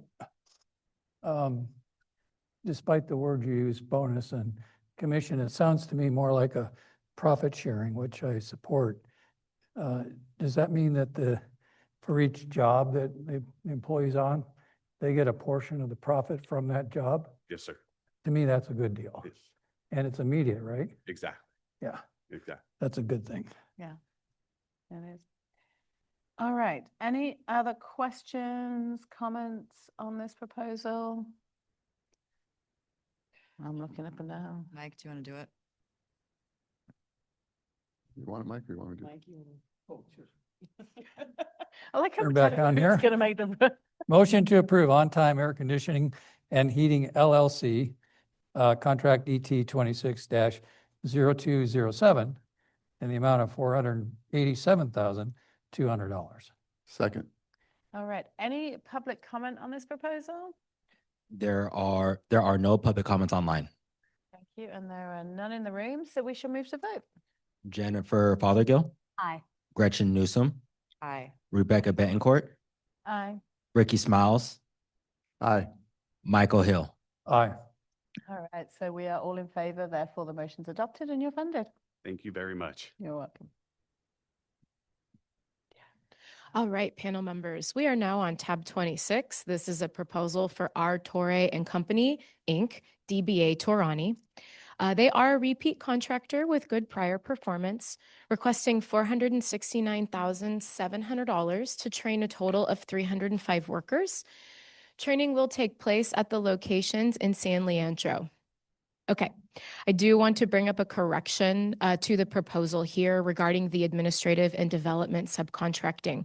So both CMTA and Sierra Consulting have assisted in the development of this proposal. Only CMTA will be the administrative subcontractor. Representatives are here to answer any questions that you may have. Hi, I'm Becca Russell. I'm the Chief People Officer for Torani. Really happy to be here today. Thank you for having us. We manufacture syrups and sauces that go into your coffees or cocktails or dirty sodas. We've been a proud Bay Area manufacturer for this year. It's 100 years we've been manufacturing in the Bay Area. This money is to support, or this funding is to support the expansion of our manufacturing and also continue to invest in our people. So more specifically, we are installing a new sauce line.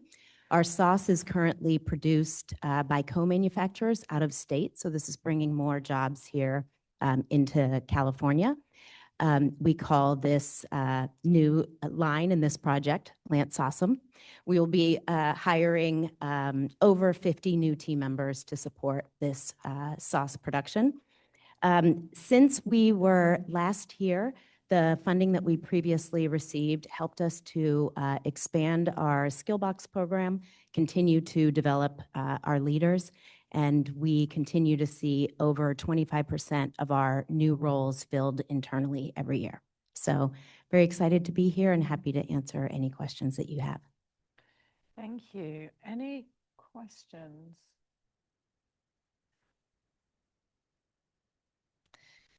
Just for clarification, it states under employee stock ownership plan that Torani distributes 5 to 9% of a team member's salary annually in shares.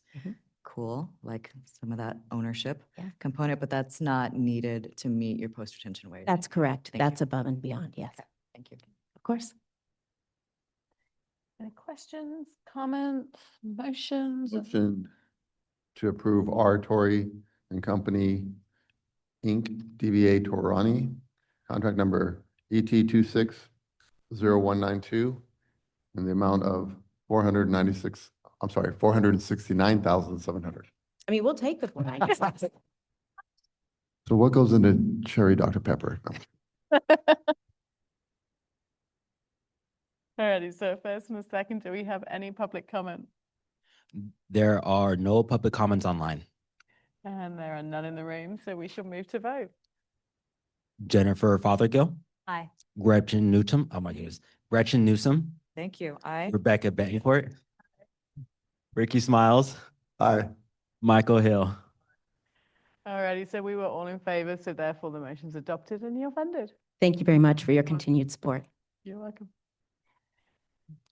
All right, next up is tab 27. This is a proposal from RO Health LLC, doing business as RO Health Inc. They are a repeat contractor requesting $109,620, which has been right-sized to reflect prior contract performance. The company plans to train a total of 87 workers, and training will take place at their locations in Alameda, Santa Clara, Los Angeles, San Diego, and Sacramento. Representatives from RO Health are here to answer any questions. Thanks for having me. My name is Josh McIntosh. I'm the VP of Talent and Organizational Development at RO Health, and we're happy to be back for a second right-sized proposal. We've partnered with school districts in California for the past 13 years, providing nursing, behavioral health, and therapy services, and currently have offices serving districts in all those lovely places: Sacramento, San Francisco, San Jose, Los Angeles, and San Diego. And the majority of our services are aimed at supporting students with individualized education plans and special needs, including autism spectrum disorder. So we're requesting ETP funding that will help our last mile training program aimed at creating registered behavior technicians, behavioral class aides to aid in, I don't use it lightly, a crisis with mental health and retention of these positions. So our last mile training is aimed at staffing, retention, and support for these critical positions, and I'm happy to answer questions that you have. Thank you. I will say it's a thing close to my heart, this, and I know how difficult it is in finding support for many of these students. So I applaud the work that everyone's doing. And I think there's a lot of, I'm going to say, opportunities in occupations that's probably causing the turnover that you, like that double digit, fairly high turnover, but it's because people are popping up all over with this new business, correct? Like knowing Yeah. there's that need and knowing and So there's Yeah. been a 14% increase in autism diagnoses in the last 2 years alone. So one in 31 students have it now. It was 1 in 36 2 years ago. And I was looking up the most recent turnover industry-wide for us. It's between 80 and 100% for most companies. So we benchmark ourselves at that, and we're 4 to 5 times better than that, which I'm excited about. But we also benchmark it against ourselves, and we want to improve that and find ways to get better through training, support, offering benefits, we're going to start offering CEUs, continuing education units next year as well. Yeah, and it's so important to try and keep that therapist the same for as long as possible. So I appreciate all that you're doing there. I think my biggest is like looking at the last contract, how are you setting yourself up for that success in the end? And turnover is not helping you, which is not your doing necessarily, but like how are you setting yourself up for that success? Yeah, so there's a couple of things. Obviously, we right-sized the amount. When we had our first proposal, this was a brand-new program, and our vision was to do it year-round. And we ran into some real challenges with doing that. So it's now a summer and winter-based cohort program. So we have larger cohorts in the summer leading up to the school year. And then over winter break, we're looking for high performers within the company that want to upskill and get these certifications that we want to invest in. And we're doing it over the winter breaks. So these people are sacrificing their time off to grow their careers. The other challenge is with the trainers. The trainers are board certified behavioral analysts. Those are master's level positions, and they're in short supply like everything else. So if we had trainers to do year-round cohorts, I think we'd have more success with meeting that higher. That was our original vision, but we've fallen short of that. With retention, the number one retention issues in the industry are burnout, overworked, high caseloads, and a lack of training and support. So we found that our cohort model with 15 to 20 of these therapists that go through training together, build a community, build a support system, has really helped. It's helped us to find that retention rate drop and plummet compared to the rest of the industry. So we hope to continue doing that and just continue to invest in those high-performing staff that we have. That's awesome. Any other questions, comments? I'm hoping we're successful and come back and we can, it's like credit, isn't it? You build it up each time and then like next time it can be more if we're successful on that part. Yeah. So that's my hope. Any questions, comments? Motion to approve RO Health LLC DBA Row Health Inc., contract number ET 26-0185 in the amount of $109,620. Second. Do we have any public comments on this proposal? There are no public comments online. Okay, so we shall move to vote. Jennifer Fothergill. Aye. Gretchen Newsom. Aye. Rebecca Betancourt. Aye. Ricky Smiles. Aye. Michael Hill. Aye. Alrighty, so the motion's adopted and you're funded. Good luck and we hope to see Thank you you. back. Yes, thanks.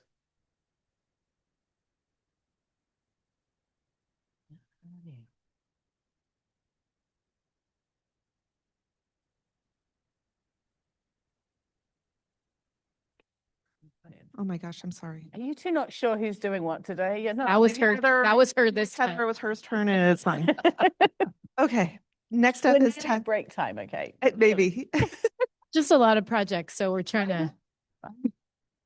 All right, tab 28. This is a proposal from S. Martinelli Company, and they are a repeat contractor with good performance. requesting $295,680 to train a total of 240 workers. Training will take place at the company's location in Watsonville and Santa Cruz County. Representatives from S. Martinelli are here to answer any questions. Good morning, everybody. My name is Benoit Girodi. I'm here with Christina Amesqua. We represent Martinelli's. Thank you so much for your continued support. And we're very glad to be back because that means we're making steady progress in growing the skill sets of our teammates. We're here to answer any questions you may have. Thank you. Any questions from panel?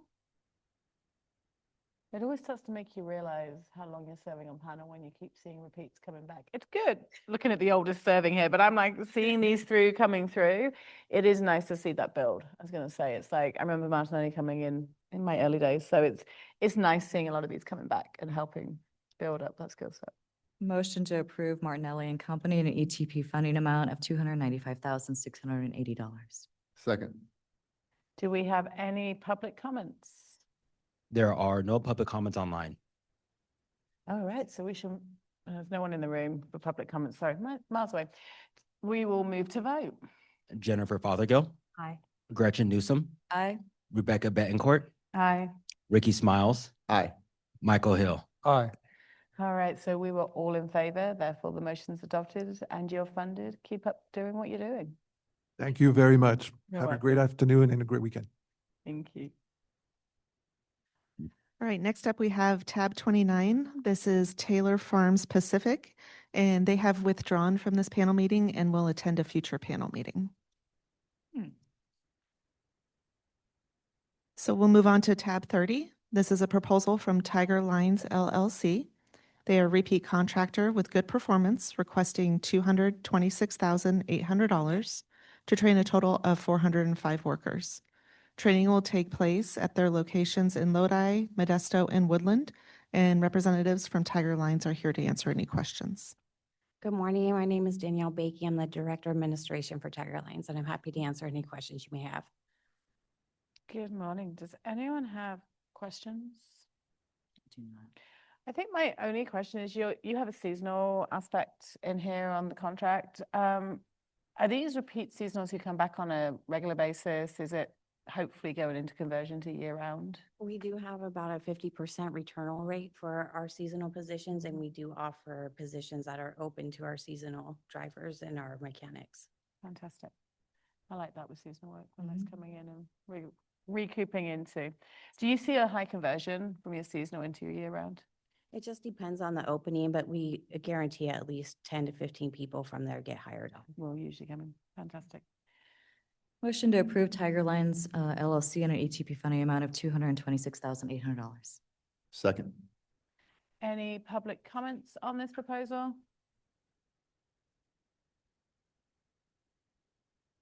Stefan, I can't hear you. There are no public comments online. All right, and then look like there are none in the room, so we shall move to vote. Jennifer Fothergill, Aye. Gretchen Newsom, Aye. Rebecca Betancourt, Aye. Ricky Smiles, Aye. Michael Hill. Aye. All right, so the motion is adopted. You are funded because we were all in approval. Thank you. So good luck. Thank Thank you. you. And with that, it is 11:25, and obviously I spaced out, so I think it might be time for a 10-minute break for all of us. So we will take 10 minutes, being 11:25 now, through till 11:35. All righty, let's take a break.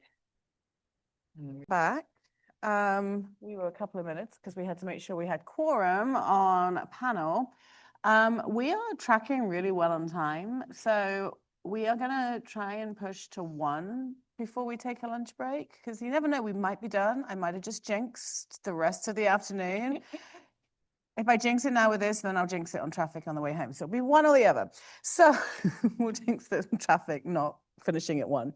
So we are going to continue, and we will take a break at 1 rather than 12:30 for lunch. So if you're ordering food, you can order food for 1 o'clock if you want to from the cafeteria. Okay, we are moving back, and I'm handing it back to the two in front of me. You have to remind me what panel we're on, packet we're on. We're going to be on tab 31. Fantastic. and it's a proposal from Tri-Square Construction Company, Inc. They're a repeat contractor with good prior performance, requesting $112,000 to train a total of 50 workers. Training will take place at their location in El Dorado County, and representatives from Tri-Square are here to answer any questions. Hi, Good my morning. name's Shannon Bagley. I'm the Chief Executive Officer for Tri-Square Construction. We are a wireless telecommunications contractor, and we build cell towers and maintain Can I just existing get you a bit close? Sorry, I'm not going to have towers. the microphone on. It's okay. And I'm here to answer any questions. Any questions for this proposal from anyone? Motion to approve Tri-Square Construction Company and ETP funding amount of $112,000. Second. All right, so I have a first and a second. Do I have any public comment? There are no public comments online. And there are none in the room, so we shall move to vote. Jennifer Fothergill, Aye. Gretchen Newsom, Aye. Rebecca Betancourt, Aye. Ricky Smiles, Michael Hill. Aye. All right, so we're all in favor, therefore the motion's adopted and you're funded. Thank you so much. You're welcome. All right, panel members, we are moving on to WC Heating and Air Conditioning, Inc., DBA We Care. They are a repeat contractor with good prior performance, requesting $65,604 to train approximately 71 workers. Something's in the air today. I apologize. It's the spirit of giving, like in a really big way. Yes, indeed. It's not up to me. Training will take place at their 3 locations in Murrieta, Orange, and San Marcos, and representatives are here for any questions.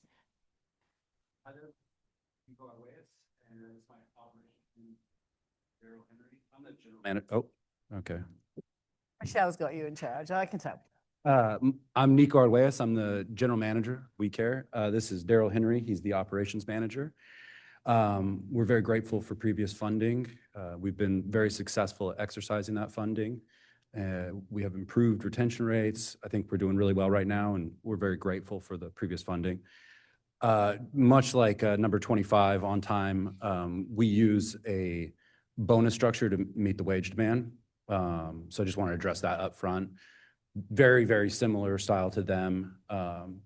Some of the things that I wanted to point out, I really liked how Mr. Hill said it, that it's profit sharing, right? Our goal is to get them the skills that they need to go to more advanced diagnostics and see more complicated problems that require solutions. And as they scale up, they also scale up in pay. I think right now, we will only need the commission portion for about 10 to 15% of the employees listed, so. And I'm happy to answer any other questions. Any questions from panel?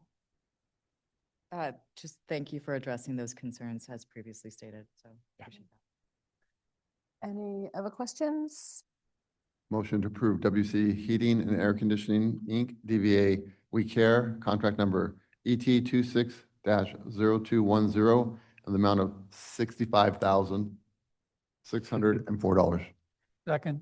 Thank you. So first and a second, do we have any public comment on this proposal? There are no public comments online. Okay, so none online, none in the room, so we shall move to vote. Jennifer Fothergill, Aye. Gretchen Newsom, Aye.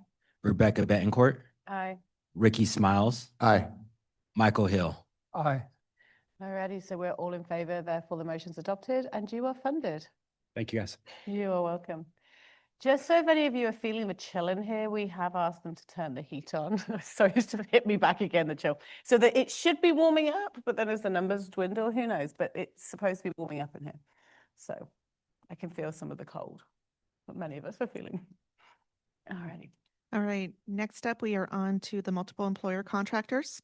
So tab 33 is a proposal from Calaveras County Chamber of Commerce. They are a first-time contractor requesting $339,444 to train a total of 252 workers. And representatives from Calaveras County Chamber are here to answer any questions. Hi, so I'm Rachel Sparks. I'm the Executive Director of the Calaveras Chamber of Commerce. We have about 189 members, and thank you for the opportunity to be here today. Thank you. Any questions from panel on this proposal? When you say you have 189 members, those are employers? Businesses, yeah, Businesses. sometimes sole proprietors, but yeah. Okay. And do you have an approximate number of how many employees that the 189 members employ in Calaveras County? That would be a hard number for me to say. Some are very small businesses, some even called micro businesses where it's Yeah. just one person, and then some go up to, 20, 30. I would say, yeah, it's a hard, I would have to look at spreadsheets for that.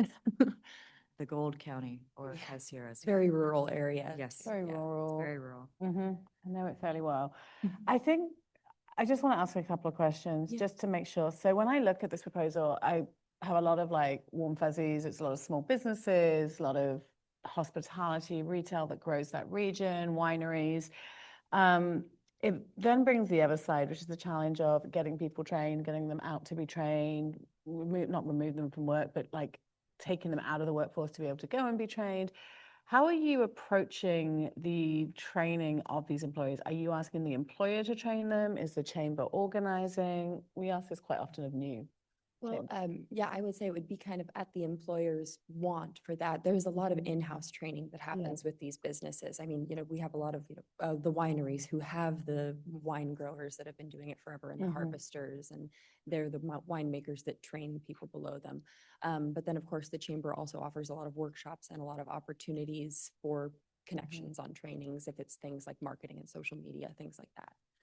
Do a lot of them move from company to company more often, or do they tend to stay in one place?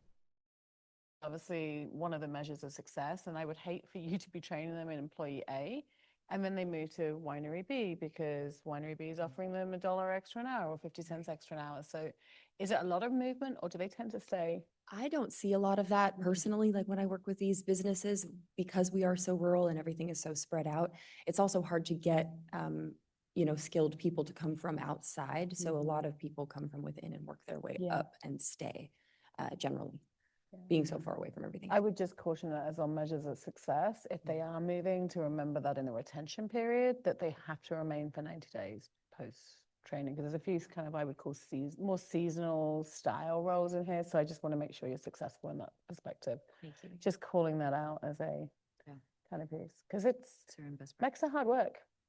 And with small areas, we're seeing that in particular. So yeah, any other questions, comments? No? Motion to approve Calaveras County Chamber of Commerce in an ETP funding amount of $339,444. Second. All right, so we have first and a second. Do we have any public comment on this proposal? There are no public comments online. And there are none in the room, so we shall move to vote. Jennifer Fothergill, Aye. Gretchen Newsom, Aye. Rebecca Betancourt, Aye. Ricky Smiles, Aye. Michael Hill. Aye. Alrighty, so everyone is in favor, so therefore the motion is adopted and you're funded. Thank you so much. All right, next we have tab 34. This is a proposal from Chaffey Community College District, Chaffey College. They are a repeat contractor with good prior performance, requesting $5,860 to train a total of 710 workers. Please note there is a discrepancy in the active projects table and the narrative section. The potential earning amounts in the active projects table is correct with both contracts. There's just a discrepancy with what's in the narrative. And we have representatives from Chaffey College here to address any questions. I can, yep. I think we're going to press the button on the. Thank you. That's better. Good morning. We are from Chaffey College Community District. My name is Preeti Talwar, and this is my colleague Carlos Lecarica. And we want to thank the panel for considering our application and would love to answer any questions you might have. Does panel have any questions? So this is a significant jump from where you're at last time, and going from 525,000 up to scrolling, 805,000. If you could elaborate on how you're going to be successful, why this is necessary, how these funds are going to be used to better the workforce. Yeah, thank you for that question. We've done several things that have really strengthened our forecast as well as the confidence we have to ensure that we would be able to keep our track record of over 95% completion on all the contracts. One of which we've streamlined some of our core programs by about 20%. So the hours were, I think for small businesses, difficult to manage, releasing their employees to attend. But keeping that in mind, we've streamlined it, so we should be able to do a better outreach. And then we've also reorged our department staff. We've created what we call an employer engagement hub. And what that team does is really be able to do a better job with outreach, as well as customizing those training programs. And also historically, we have had contracts that are higher than, and we've always done, we've had a very strong record. I mean, I'm scrolling down, they've had $1 million before at 100%. I think it sounds like, I was going to ask you about literacy just because it's such a hot topic and you guys have one. It sounds like a lot of lessons have come from literacy of how to get to those smaller employers. Am I right? Or am I making an assumption? I am. Okay. Yes, So I think that actually, even though it may not have been always as successful for everyone, it feels like people are having lessons learned of how to break into those, I'm going to say harder to break into businesses or that side of it. Are we feeling confident on literacy as well? Very much so. We've been taking part in those roundtable conferences that ETP have held and getting a lot of best practices from their connections. I know we're at 63 right now. We still have 5 more months and it's accelerating. We should have some pretty good numbers. Fantastic. I have another question, Max, you may hear me ask you this around certifications. Are you providing certifications to employers as part of their training, or is it more focused skills versus certificates? It's a balance. It's a balance, but we do have certain certifications that we do give, especially Chaffey College completion certifications, which are very valuable for our local region. But then we also prepare them to take certifications, obviously outside that we can't accredit, but we do have a mix of that, and I can call those out if you'd like. And they're specifically to advanced manufacturing. Okay. All right. Thank you. Any other questions, comments for Chaffey? Motion to approve Chaffey Community College District or Chaffey College in an ETP funding amount of $805,860. Second. First and second, do we have any public comment online? There are no public comments online. And there is no one in the room coming up to the podium for public comments, so we shall move to vote. Jennifer Fothergill. Aye. Gretchen Newsom. Rebecca Betancourt. Aye. Ricky Smiles. Aye. Michael Hill. Aye. Alrighty, so we were all in favor, so therefore the motion is adopted and you are funded. Thank you. Thank you. Thank you. Happy holidays. You too. All right, we are moving on to College of the Sequoias. They are a repeat contractor with good prior performance, requesting $849,410 to train a total approximately 598 workers, and training will take place in Visalia, Tulare, Hanford, and other work sites throughout the Central Valley. Representatives are here for any questions. Good morning, panel. My name is Jorge Zegarra, representing College of the Sequoias. I want to thank the panel for continuing to support the community colleges MEX, and also special thanks to Jordan, Phil, and Karen for their guidance and support. And I welcome any questions you may have. Thank you and welcome back. So any questions from panel? I have one, but anyone else? So I love the fact that you're listing certifications. I have a question around one, and it's a curiosity more than anything, because I think we may see it or not. The SACA certification, is that being driven by employers, or is that being approached and you're selling it out to the employers? The employers are involved. In fact, we're starting a new program in January, which local employers going to send about 20 of their employees for electrical SACA 201 for their certification. So it's a combination of employer input and also investments that we've made in equipment. We couldn't offer it before because we didn't have a space. In fact, we just had a grand opening and ribbon cutting of our new center in the Visalia Industrial Park this past Wednesday. and we made a significant investment in SACA equipment, Amatrol equipment, for that reason, for that purpose. So was the request for that certification coming from employers, or was someone approached you and then we've been out to the employers selling this is a good certification? I'm just curious because I think We've both been, models work. we've been surveying employers and asking them what would be a benefit for upskilling their workforce. And many of them wanted something standardized. It had also industry recognized And credentials. that's how SACA came into play Yes. in the region. Okay. I was just curious. People have approached me and I'm like, I don't know. We use it, but we don't use it. So, and I like the fact that the application clearly states some of the transferable certifications that you are putting people through. I think it helps everyone to understand that mission of what you're doing from a MEC perspective. So thank you. Any other questions, comments? Just, expressed frustration. The wages are on the low end for the post-retention wage of $17.67 an hour, and you're meeting it by using 67 cents. It's really $17 an hour. It's just a frustration of mine. Well, a couple of things. It's just because we're in the high unemployment, but also in the contract that we have, the ET 24, it's only 12 employees are meeting the low wage. The majority are above that.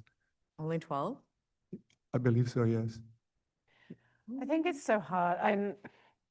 I don't want to penalize MECs when they're helping to upskill. It's the employer's side. And I think that's the hard part of this is hopefully the certificates will help raise this and some of this piece will help raise because it's not really on the MEC holder, the wage, as much as I would like to say, hey, go out and push up the wages.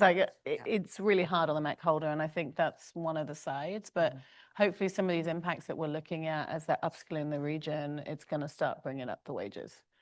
That's my hope. I'm going to have positivity today. All right.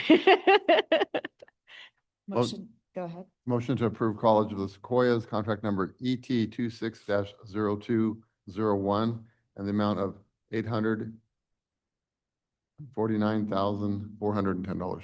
Second. All right, so first and a second, do I have any public comment on this proposal?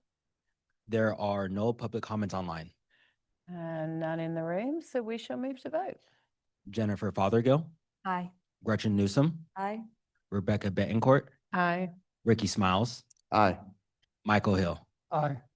All right, so we were all in favor, so the motion's adopted and you're Thank you. funded. You're welcome. Panel members, we are moving on to El Camino Community College District. They are a repeat contractor with good prior performance, requesting $849,156 to train 718 workers. Training will take place in Hawthorne, as well as participating employers' work sites throughout California. Again, I do want to mention there is a discrepancy regarding the prior performance. So to clarify, the active projects table, which I believe has a higher threshold of performance, is accurate. Representatives are here to answer any questions. Thank you. So welcome, or thank you, Madam Chair. I'm Jessica, like, it's like the community college holiday party, it I feels I have like. to admit, Usual suspects together. I was in a good mood, but my granddaughter, who's in first grade, is my teacher. And she told me that she was going to flunk me for gymnastics and ballet. I was going to inform Santa Claus. So hopefully you guys will give a good word to Santa Claus. So I'll be glad to answer any questions for you, especially workforce development or the workplace literacy. I'll be more than happy to. We've had a excellent performance rating. And I do want to say before I turn it over, workplace literacy is really dear to my heart. Matter of fact, it was probably one of our strongest courses when I first started 15 years ago. And I think it's a matter of a timing issue and what was going on during the pandemic. But that's not good enough for us. I have seen a turnaround in that from the employers. They are demanding. And even though, we went from 39% to 62%. I'm proud to say this is real. I have 6 companies lined up starting January that if all come through and they're all super good prospects and repeat contractors, they'll bring us up to 99%. Fantastic. And hopefully this is a program that can be renewed because I think because of the situation and the timing, I think it's something that's going to be very important for the future. So I'm here to answer any questions. So what I'm hearing on literacy is we did it a year too early. Because everyone's now seeming to be, we'll have to remember that. We'll defer things for a year. I don't know, but I like the fact that we gave the extra time and we are now seeing results. So there must have been something, but giving that extra time has allowed for the results, which I'm going to say relieved for, because I was kind of a bit disheartened that we weren't doing as well with that important cause. It's not a failure No, it's not now, yeah. anyone's part. It's based on the situation and its timing. I see that because a lot of these long-term manufacturers that had excellent retention lost half or more of their staff. So they were starting over, taking Blueprint, GD&T, and even though, you know, vocational English was needed, it just wasn't a priority. Now that's totally changed. I've actually seen, I can't answer for the rest of the MECs, but I've definitely seen a turn, and it doesn't matter if they have a PhD, you know, we have PhDs and master degrees that still need that training. Yeah. No, fantastic. I'm glad it's on the up rather than on the down, because I think it's a really important one. And it makes me feel good going into the holiday season with all of them saying workforce literacy is on the up rather than we're still struggling. So it does make us feel very good. Yeah, I don't have any real questions. I mean, it's our little school of community colleges in the corner having did we have an annual holiday party before we came in today? I'm just seeing there's a whole group. And it's the normal suspects. I mean, I love the fact that it's moving up as I'm looking at these large amounts of monies going, that it's consistent performance, and that's really important to me. And Well, it's actually, growing the I'm glad workforce. there's not a big crowd to hear my Santa Claus stories. We have to see the pictures next time. All right. Do we have any more comments, questions? Motion to approve El Camino Community College District Contract Number ET 26-0193 and the amount of $849,156. Second. All right. So the first and second, do we have any public comments on this one? There are no public comments online. And there's none in the room, so we shall move to vote. Jennifer Fothergill. Aye. Gretchen Newsom. Aye. Rebecca Betancourt. Aye. Ricky Smiles. Aye. Michael Hill. Aye. So we all voted in favor, so therefore the you. motion's adopted. You're funded. Thank you. All right, we are now on to Employed Security Service Center, Inc. This is a new hire, multiple barriers and veteran project. They are a repeat contractor requesting approximately $254,080 in funding to serve a total of 100 new hire trainees. Training will take place at their training center in Long Beach, and representatives are here for any questions. Good morning to the panel. My name is Mushir Rashid. I'm the Executive Director of Employed Security Service Center. And with me, Judy Gilliland. She's the Chief Academic Officer. And thank you for listening to us today, and I'm here to answer any questions you may have. Thank you. Does anyone have any questions on this proposal? I'm looking at prior performance, and it was around 49%. And the payment earned was 131,000. And now you're here before us requesting a significantly much more increased amount of 254,000. I need you to elaborate on how you're going to be successful this time around. Yes, you know, our last contract, it was unfortunately during the year of COVID, which there was a tremendous amount of restrictions. And we weren't able to get our first veteran until 6 months after the first contract, 6 months later. So from that, we learned a great deal about how to deal with how to enroll our future candidates. So we had a tremendous amount of problems in recruiting the people that we had. And then when we started, we did finally meet our recruitment goals after that. And we trained quite a few people after the contract was nearly ended. So now we have implemented and put together a pre-enrollment plan that asks many, many questions because of the industry we're in. It requires state certifications from various industries because we deal with the Department of Justice, the Bureau of Security Investigative Services, and many of the people that we trained, or the veterans that we trained, unfortunately had records that we wasn't aware of. And so they wasn't issued their guard cards and other certification in a timely manner to meet those requirements for security. Because we certify security officers with all the certifications, gun permits, and various certification cases that they, at the end, did not qualify for. So now we have moved into a pre-enrollment package and established a procedure to do background checks prior to enrolling. Prior to that, we didn't have that in place at all. And so we've learned a great deal about how to process the candidates from this point on.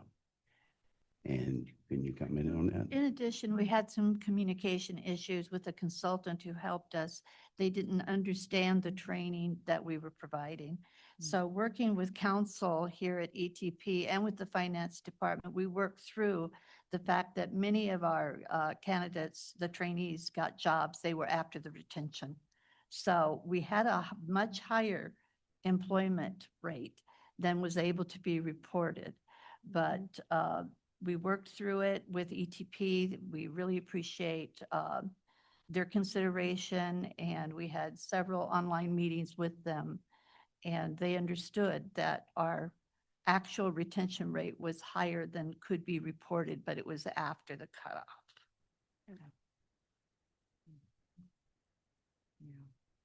Anything else we can help you? That was the other thing. It was expansion funds, wasn't it? Yeah. Because I think that's, I saw that piece and then I was like, oh, it's expansion. So it was The other, slightly. one other little comment, being in the academic side, we found that we were so good with the recently released veterans that many of them wanted to continue their education instead of getting jobs, which was our primary goal. And they went on to enroll in like Rio Hondo, the police academies. So we had 11 or 12 of them that decided that this was just a career ladder stepping stone, but rather than getting the job in security, they went on to further education. So that affected our retention goal as well. But it is we've learned now that we will encourage them to get the job and rather than, and then do the education part-time so that we can get that ratio up. So we have a better counseling component this time around. Perfect. Any more questions? With no ambiguity.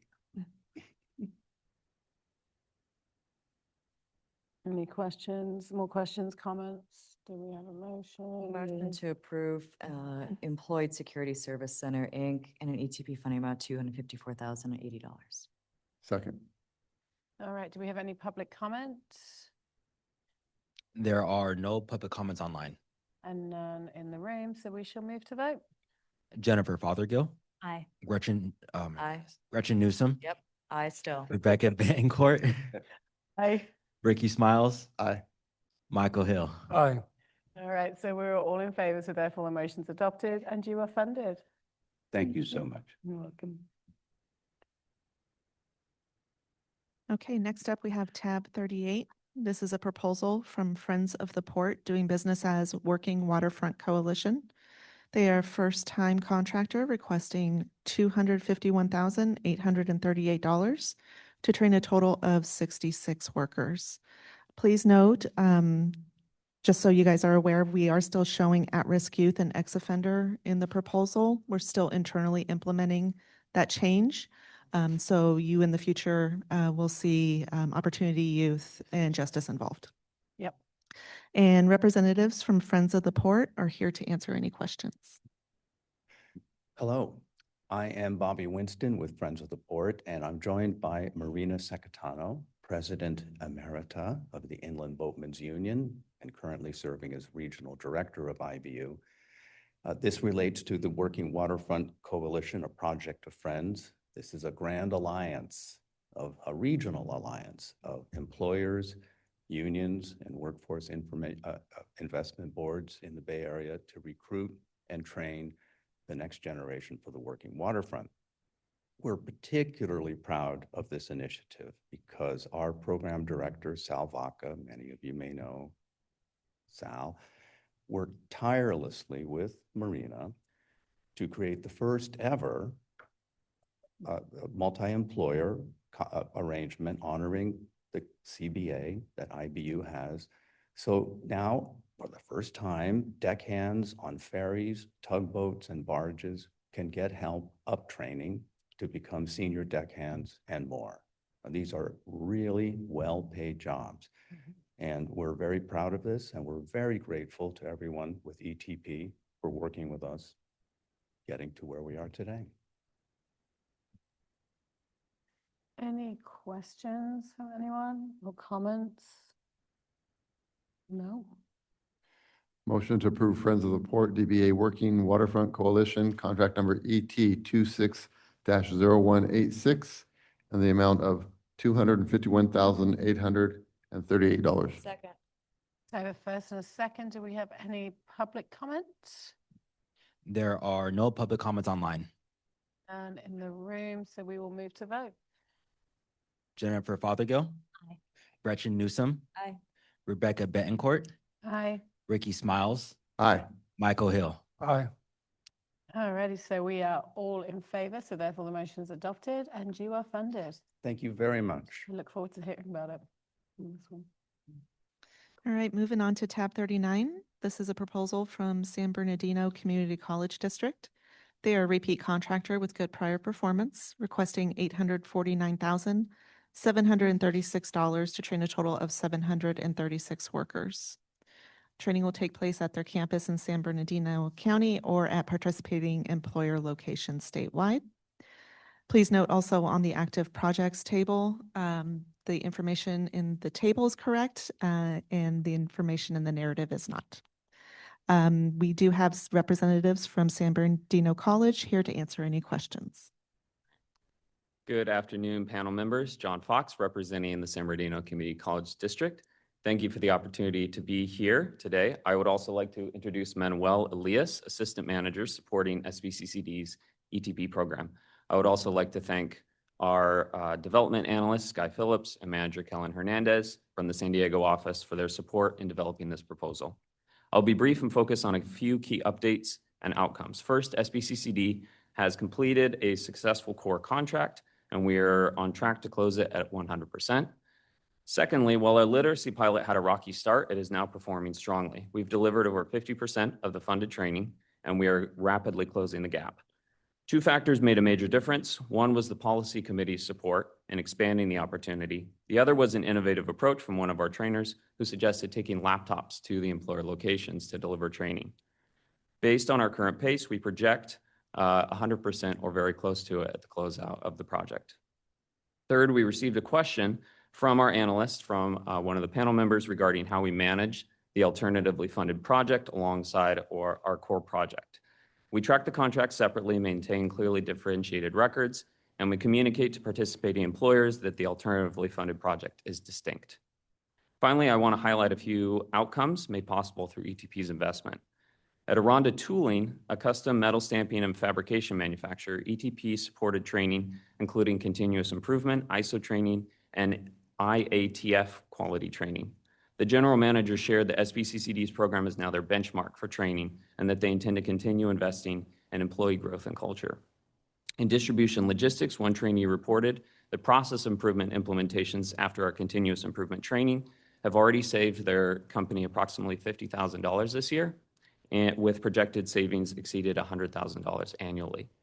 Another trainee shared that ETP-funded training gave her the confidence to apply for and receive a promotion and wage increase, and she also started a small business in her spare time. Lastly, we are seeing particularly strong demand for AI proficiency. SBCCD launched a new computer skills training focused on practical AI applications for business processes, efficiency, and problem solving. To date, we've trained 165 individuals across 26 participating employers, and the feedback has been very positive. In closing, SBCCD appreciates the opportunity to serve employers and workers through ETP. We value this partnership, and we look forward to continue to advance California's economic and workforce priorities through high-impact training. Thank you, and I'm happy to answer any questions. Questions? I just have one. You've got your vendors listed.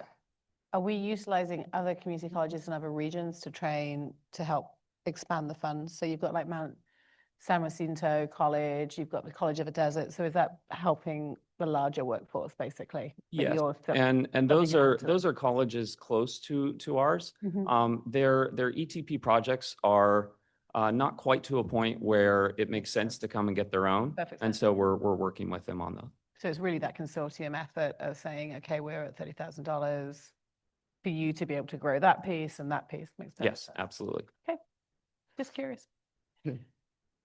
Motion to approve San Bernardino Community College District Contract Number ET 26-0196 in the amount of $849,736. Second. All right, so I have a first and a second. Do I have any public comment on this proposal? There are no public comments online. Alrighty, and there are none in the room, so we shall move to vote. Jennifer Fothergill, Aye. Gretchen Newsom, Aye. Rebecca Betancourt, Aye. Ricky Smiles, Aye. Michael Hill. Aye. All right, so we're all in favor, so the motion's adopted and you're funded. Thank you very much, and happy holidays. You too. All right, we are on to San Joaquin Partnership, Inc. They are a first-time MET contractor requesting $389,350 in funding to train 325 workers. Training will take place in San Joaquin County, and representatives are here to answer any questions. Good afternoon, panel. My name is Ed Wankin. I'm the Director of Economic Outreach and Industry Relations for the San Joaquin Partnership. The San Joaquin Partnership is the private nonprofit economic development organization for San Joaquin County. We work at retaining, recruiting, and expanding businesses throughout San Joaquin County. We also work very closely with our educational partners, community college districts, workforce development organizations, as well as our North Valley Thrive, California Jobs First, advanced manufacturing partners throughout our region. Looking forward to our first MEC contract, although I've worked with ETP for about 15 years now, promoting the program throughout San Joaquin County. So I'm here to answer any questions. Questions? Just welcome and thank you for presenting your first contract with us. And I want you to be really successful. So just collaborating with staff and being on top of all the reporting requirements. So Absolutely. Yeah. Any other questions, comments, motions? I don't know what anyone's got up their sleeve today. To approve San Joaquin Partnership, Inc., contract number ET 26-0175 in the amount of $389,350. Second. Any public comment on this proposal? There are no public comments online. Right then, so we shall move to vote as there's no public comments in the room. Jennifer Fothergill, Aye. Gretchen Newsom, Aye. Rebecca Betancourt, Aye. Ricky Smiles, Aye. Michael Hill. Aye. Alrighty, so we all voted and the motion is adopted as we were all in favor, so you were funded. Thank you very much. You are welcome. Bye-bye. All right, panel, we are on to the Corporation for Manufacturing Excellence, or MANEX. They are a repeat contractor with good prior performance. They are requesting $838,600 in funding to train 700 workers, and training will take place at the participating employers' work sites across California. Representatives are here for any questions. Good afternoon, panel. My name is Grace Steele. I'm the Director of Client Services for MANEX. We are a 30-year nonprofit consulting company here in California, specifically servicing California manufacturers. We have, for the past couple of years, only been focused within the Sacramento and San Francisco Bay areas. We are now moving out to be statewide, which explains the increase in funding that we are requesting in this proposal. So if you have any questions, I'm happy to answer them. Thanks. Does anyone have questions? It's almost like she got my question beforehand. Okay, thank you. I'm good. No questions, comments? Motion to approve Corporation for Manufacturing Excellence, or Manex, in an ETP funding amount of $838,600. Second. Do we have any public comment on this proposal? No? There are no public comments online. Alright, and there's none in the room, so we shall move to vote. Jennifer Fothergill, Aye. Gretchen Newsom, Aye. Rebecca Betancourt, Aye. Ricky Smiles, Aye. Michael Hill. Aye. All right, so we were all in favor, therefore the motion's adopted and you are funded. Thank you very much. You're welcome. Appreciate it. All right, we are moving to Valley Contractors Exchange. This is a new contractor requesting $107,820 to train 90 workers. Training will take place at their training center in Chico, as well as participating employers' work sites throughout Northern California. Representatives are here for any questions. Good afternoon, members of the panel. My name is Amy Rohr. I'm Executive Director of the Valley Contractors Exchange. I'd like to thank you for considering our proposal and also thank your staff for navigating us through this as a first-time applicant. I'm happy to answer any questions you might have. Thank you. Any questions, comments from panel on this proposal? If you could elaborate for me on the types of construction workers that you're training. We're used to seeing their different classifications, like electrician or plumber or bricklayer.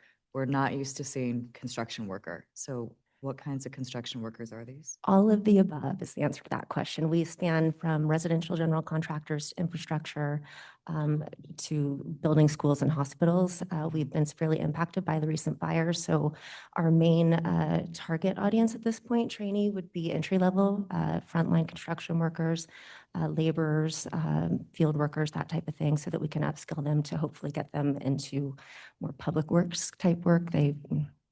Yeah, then their wages would increase significantly. I'm sorry, I'm a construction worker That, myself. I'm if hard you're of hearing. successful in that, then their wages would increase significantly, because right Yes. now it looks like it's $20 an hour for a construction worker, which is very low by Yes. our standards. Yeah, well, and it's, they would like to go on to higher earning jobs, but you need to get the necessary skills and certification in order to do so. So that's what we're hoping to achieve through this funding.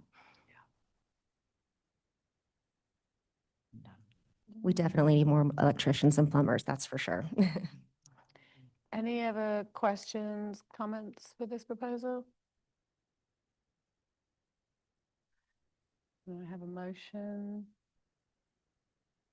Motion to approve Valley Contractors Exchange contract number ET 26-0146 in the amount of $107,820.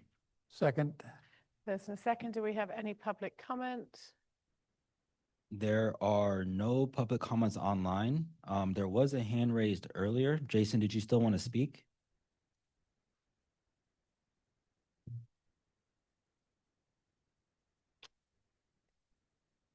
Okay. I think we can move Stephanie? on. I know Jason, yes, but she can speak for sure. See, so I can't see him. It's really hard. He's not raising his hand, so I think we're okay. Okay, so I don't think we have public comment, is what I'm hearing. No more public comment online. No more public comment online. Good. Then we have no one in the room, so we shall move to vote.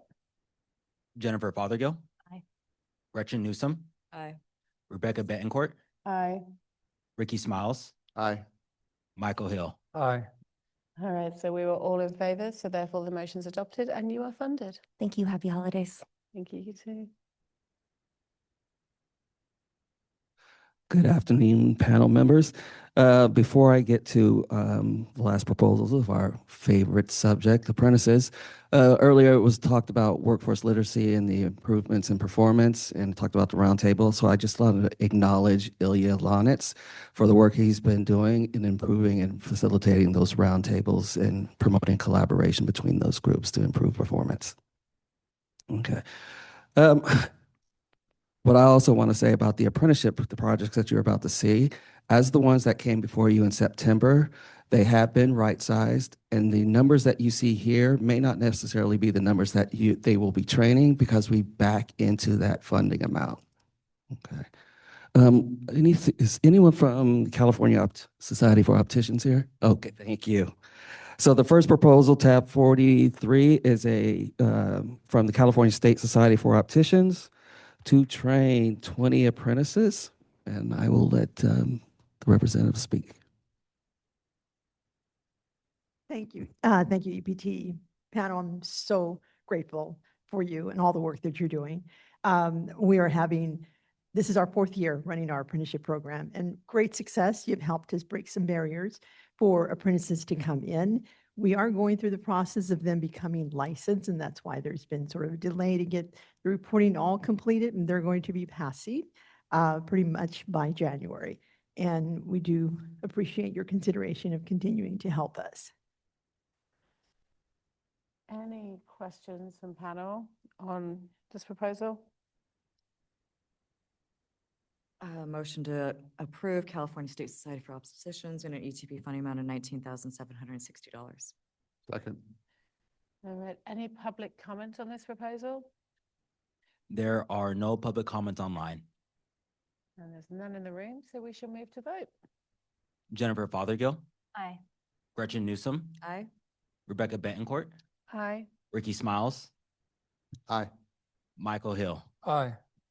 All righty, so we are Thank all in you. favor, therefore motion's adopted and you are funded. Thank you very much. You're welcome. Tab 44 for Got Power. Is anyone from Got Power Inc. here? Thank you. This is a proposal in the amount of $49,664 to train 32 apprentices. This is their first contract with ETPL. Good afternoon. I'm Susan French. I'm the Assistant Office Manager, and I'm here to answer any questions you might have. Any questions from panel on this proposal?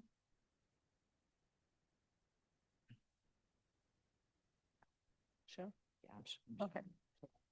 Motion to approve Got Power Inc., contract number ET 26-0989 in the amount of $49,664. Second. First, I have a second. Do we have any public comments online or in the room? There are no public comments online. And none in the room, so we shall move to vote. Jennifer Fothergill, Aye. Gretchen Newsom, Aye. Rebecca Betancourt, Aye. Ricky Smiles, Aye.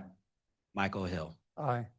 All right, so we're all in favor, so therefore the motion's adopted and you are funded. We're grateful. Thank you so much for your time.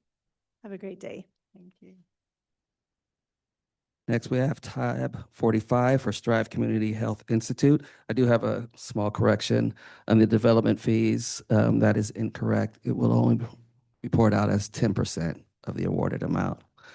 This is a first-time contractor with us. They are requesting $49,990 to train apprentices. Hello. Thank you, Mr. Willie. My name is Erica McDaniel, and I am here with Dr. Jay Thomas, and we are with Strive Community Health Institute. And just because I'm camera shy, I'm just going to read just a little bit about us. Is that okay? That's perfect. Okay, very good. So we are a behavioral health apprenticeship that addresses the state's call to action to increase 500,000 non-traditional apprenticeships in which there is a workforce shortage.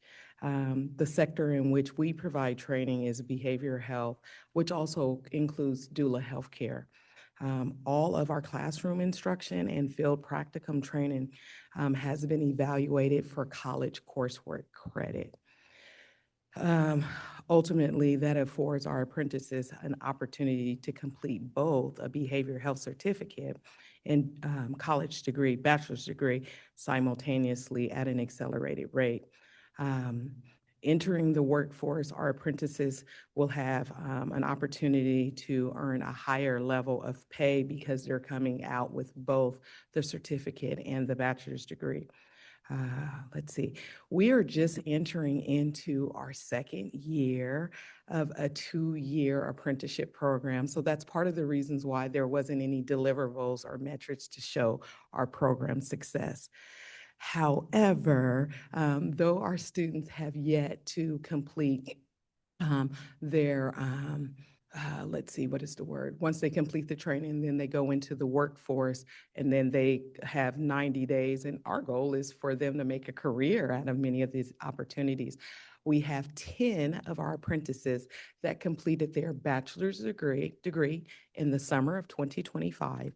And next week, we have 40 more students who completed their bachelor's degree, and many of which completed their field education training will also retain that career as their career opportunity of choice. So I thought that was a win to share, a benchmark.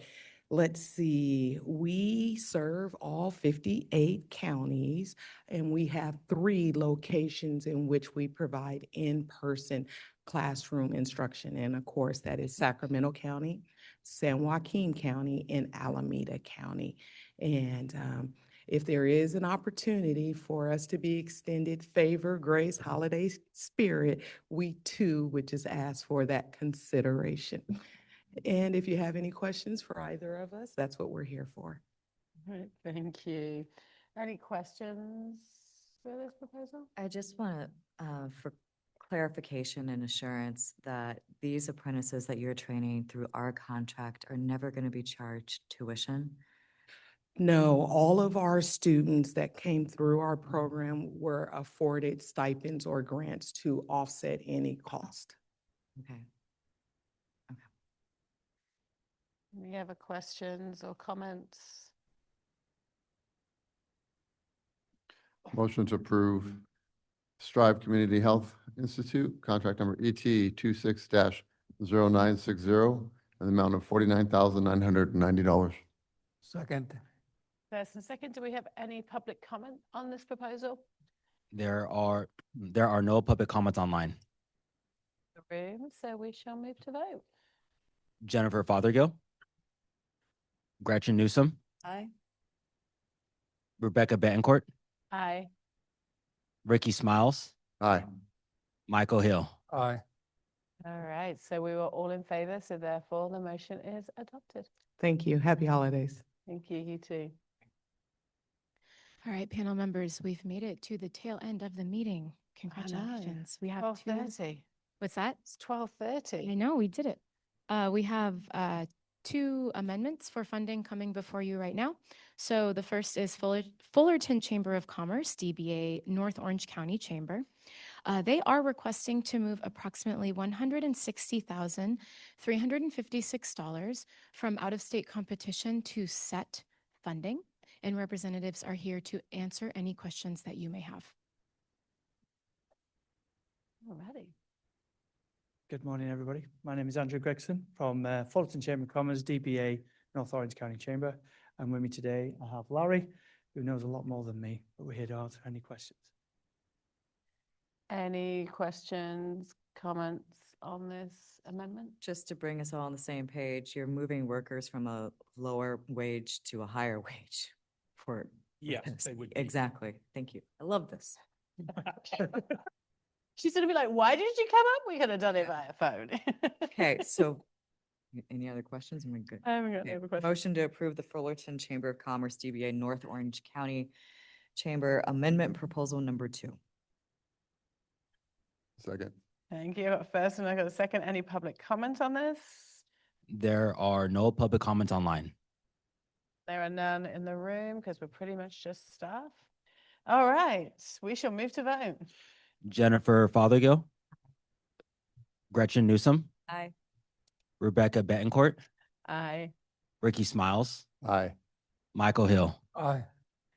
All righty, so the motion is adopted and you are able to move those funds to higher paying jobs. Thank you. You're Thank you welcome. so very much. We really appreciate your time, and thank you on behalf of all the businesses you're helping as well. Really appreciate it. Thank you. Keep doing the good work.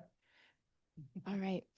And the next proposal, and panel member Newsom, thank you so much for mentioning that, because I I was remiss in not putting that in my initial introduction, but this the Chamber of Chino Valley is doing something very similar. They are moving approximately 287,255 in funding from OSC 2 set, which has a higher post-retention wage. Representatives are here to answer any questions you may have. Yes, hi, I'm Zeb Wilburn, President and CEO of the Chino Valley Chamber of Commerce, and happy to answer any questions. Any questions, comments? Great. Motion to approve the Chamber of Chino Valley Amendment Proposal Number 1 and increase those wages. Thank you very much. Second. All right, so first we have a second. Any public comment? There are no public comments online. All right, we shall move to vote. Jennifer Fothergill, Gretchen Newsom, Aye. Rebecca Betancourt, Aye. Ricky Smiles, Aye. Michael Hill. Aye.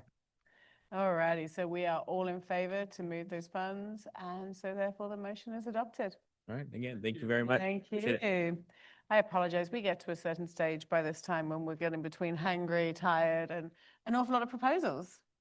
We get short and sweet. It's great. Okay, it's coming to that time where there's a couple of last little bits. I look at the room and I'm like, it's staff and panel, and that's it. It's a little friendly. But any panel members have anything they want to request for future agenda items for future panel meetings?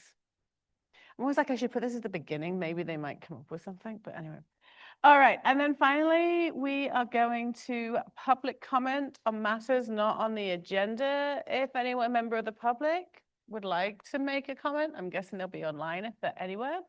Now is your chance if there is a comment that you want to make that is not on something on the agenda. There are no public comments online.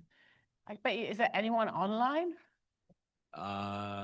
Yeah, a few, 16 participants. There are a few, it's probably many staff, but that's okay. So I have to look at everyone before they start packing up someone needs to make a motion because I can't end the meeting without motions and voting. Motion to adjourn.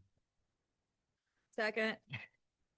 Yeah, I do have to. Can we roll call vote on that? Yes. I'm doing what I'm told to do. Jennifer, did you make the second? No. Gotcha. Roll. Waiting on the roll call. Okay. Jennifer Fothergill, Aye. Gretchen Newsom, Aye. Rebecca Betancourt, Aye. Ricky Smiles, Aye. Michael Hill. Aye. All righty, so it is 12:35. We are going to adjourn, and I'm just going to say happy holidays to everyone, and we'll see you in January.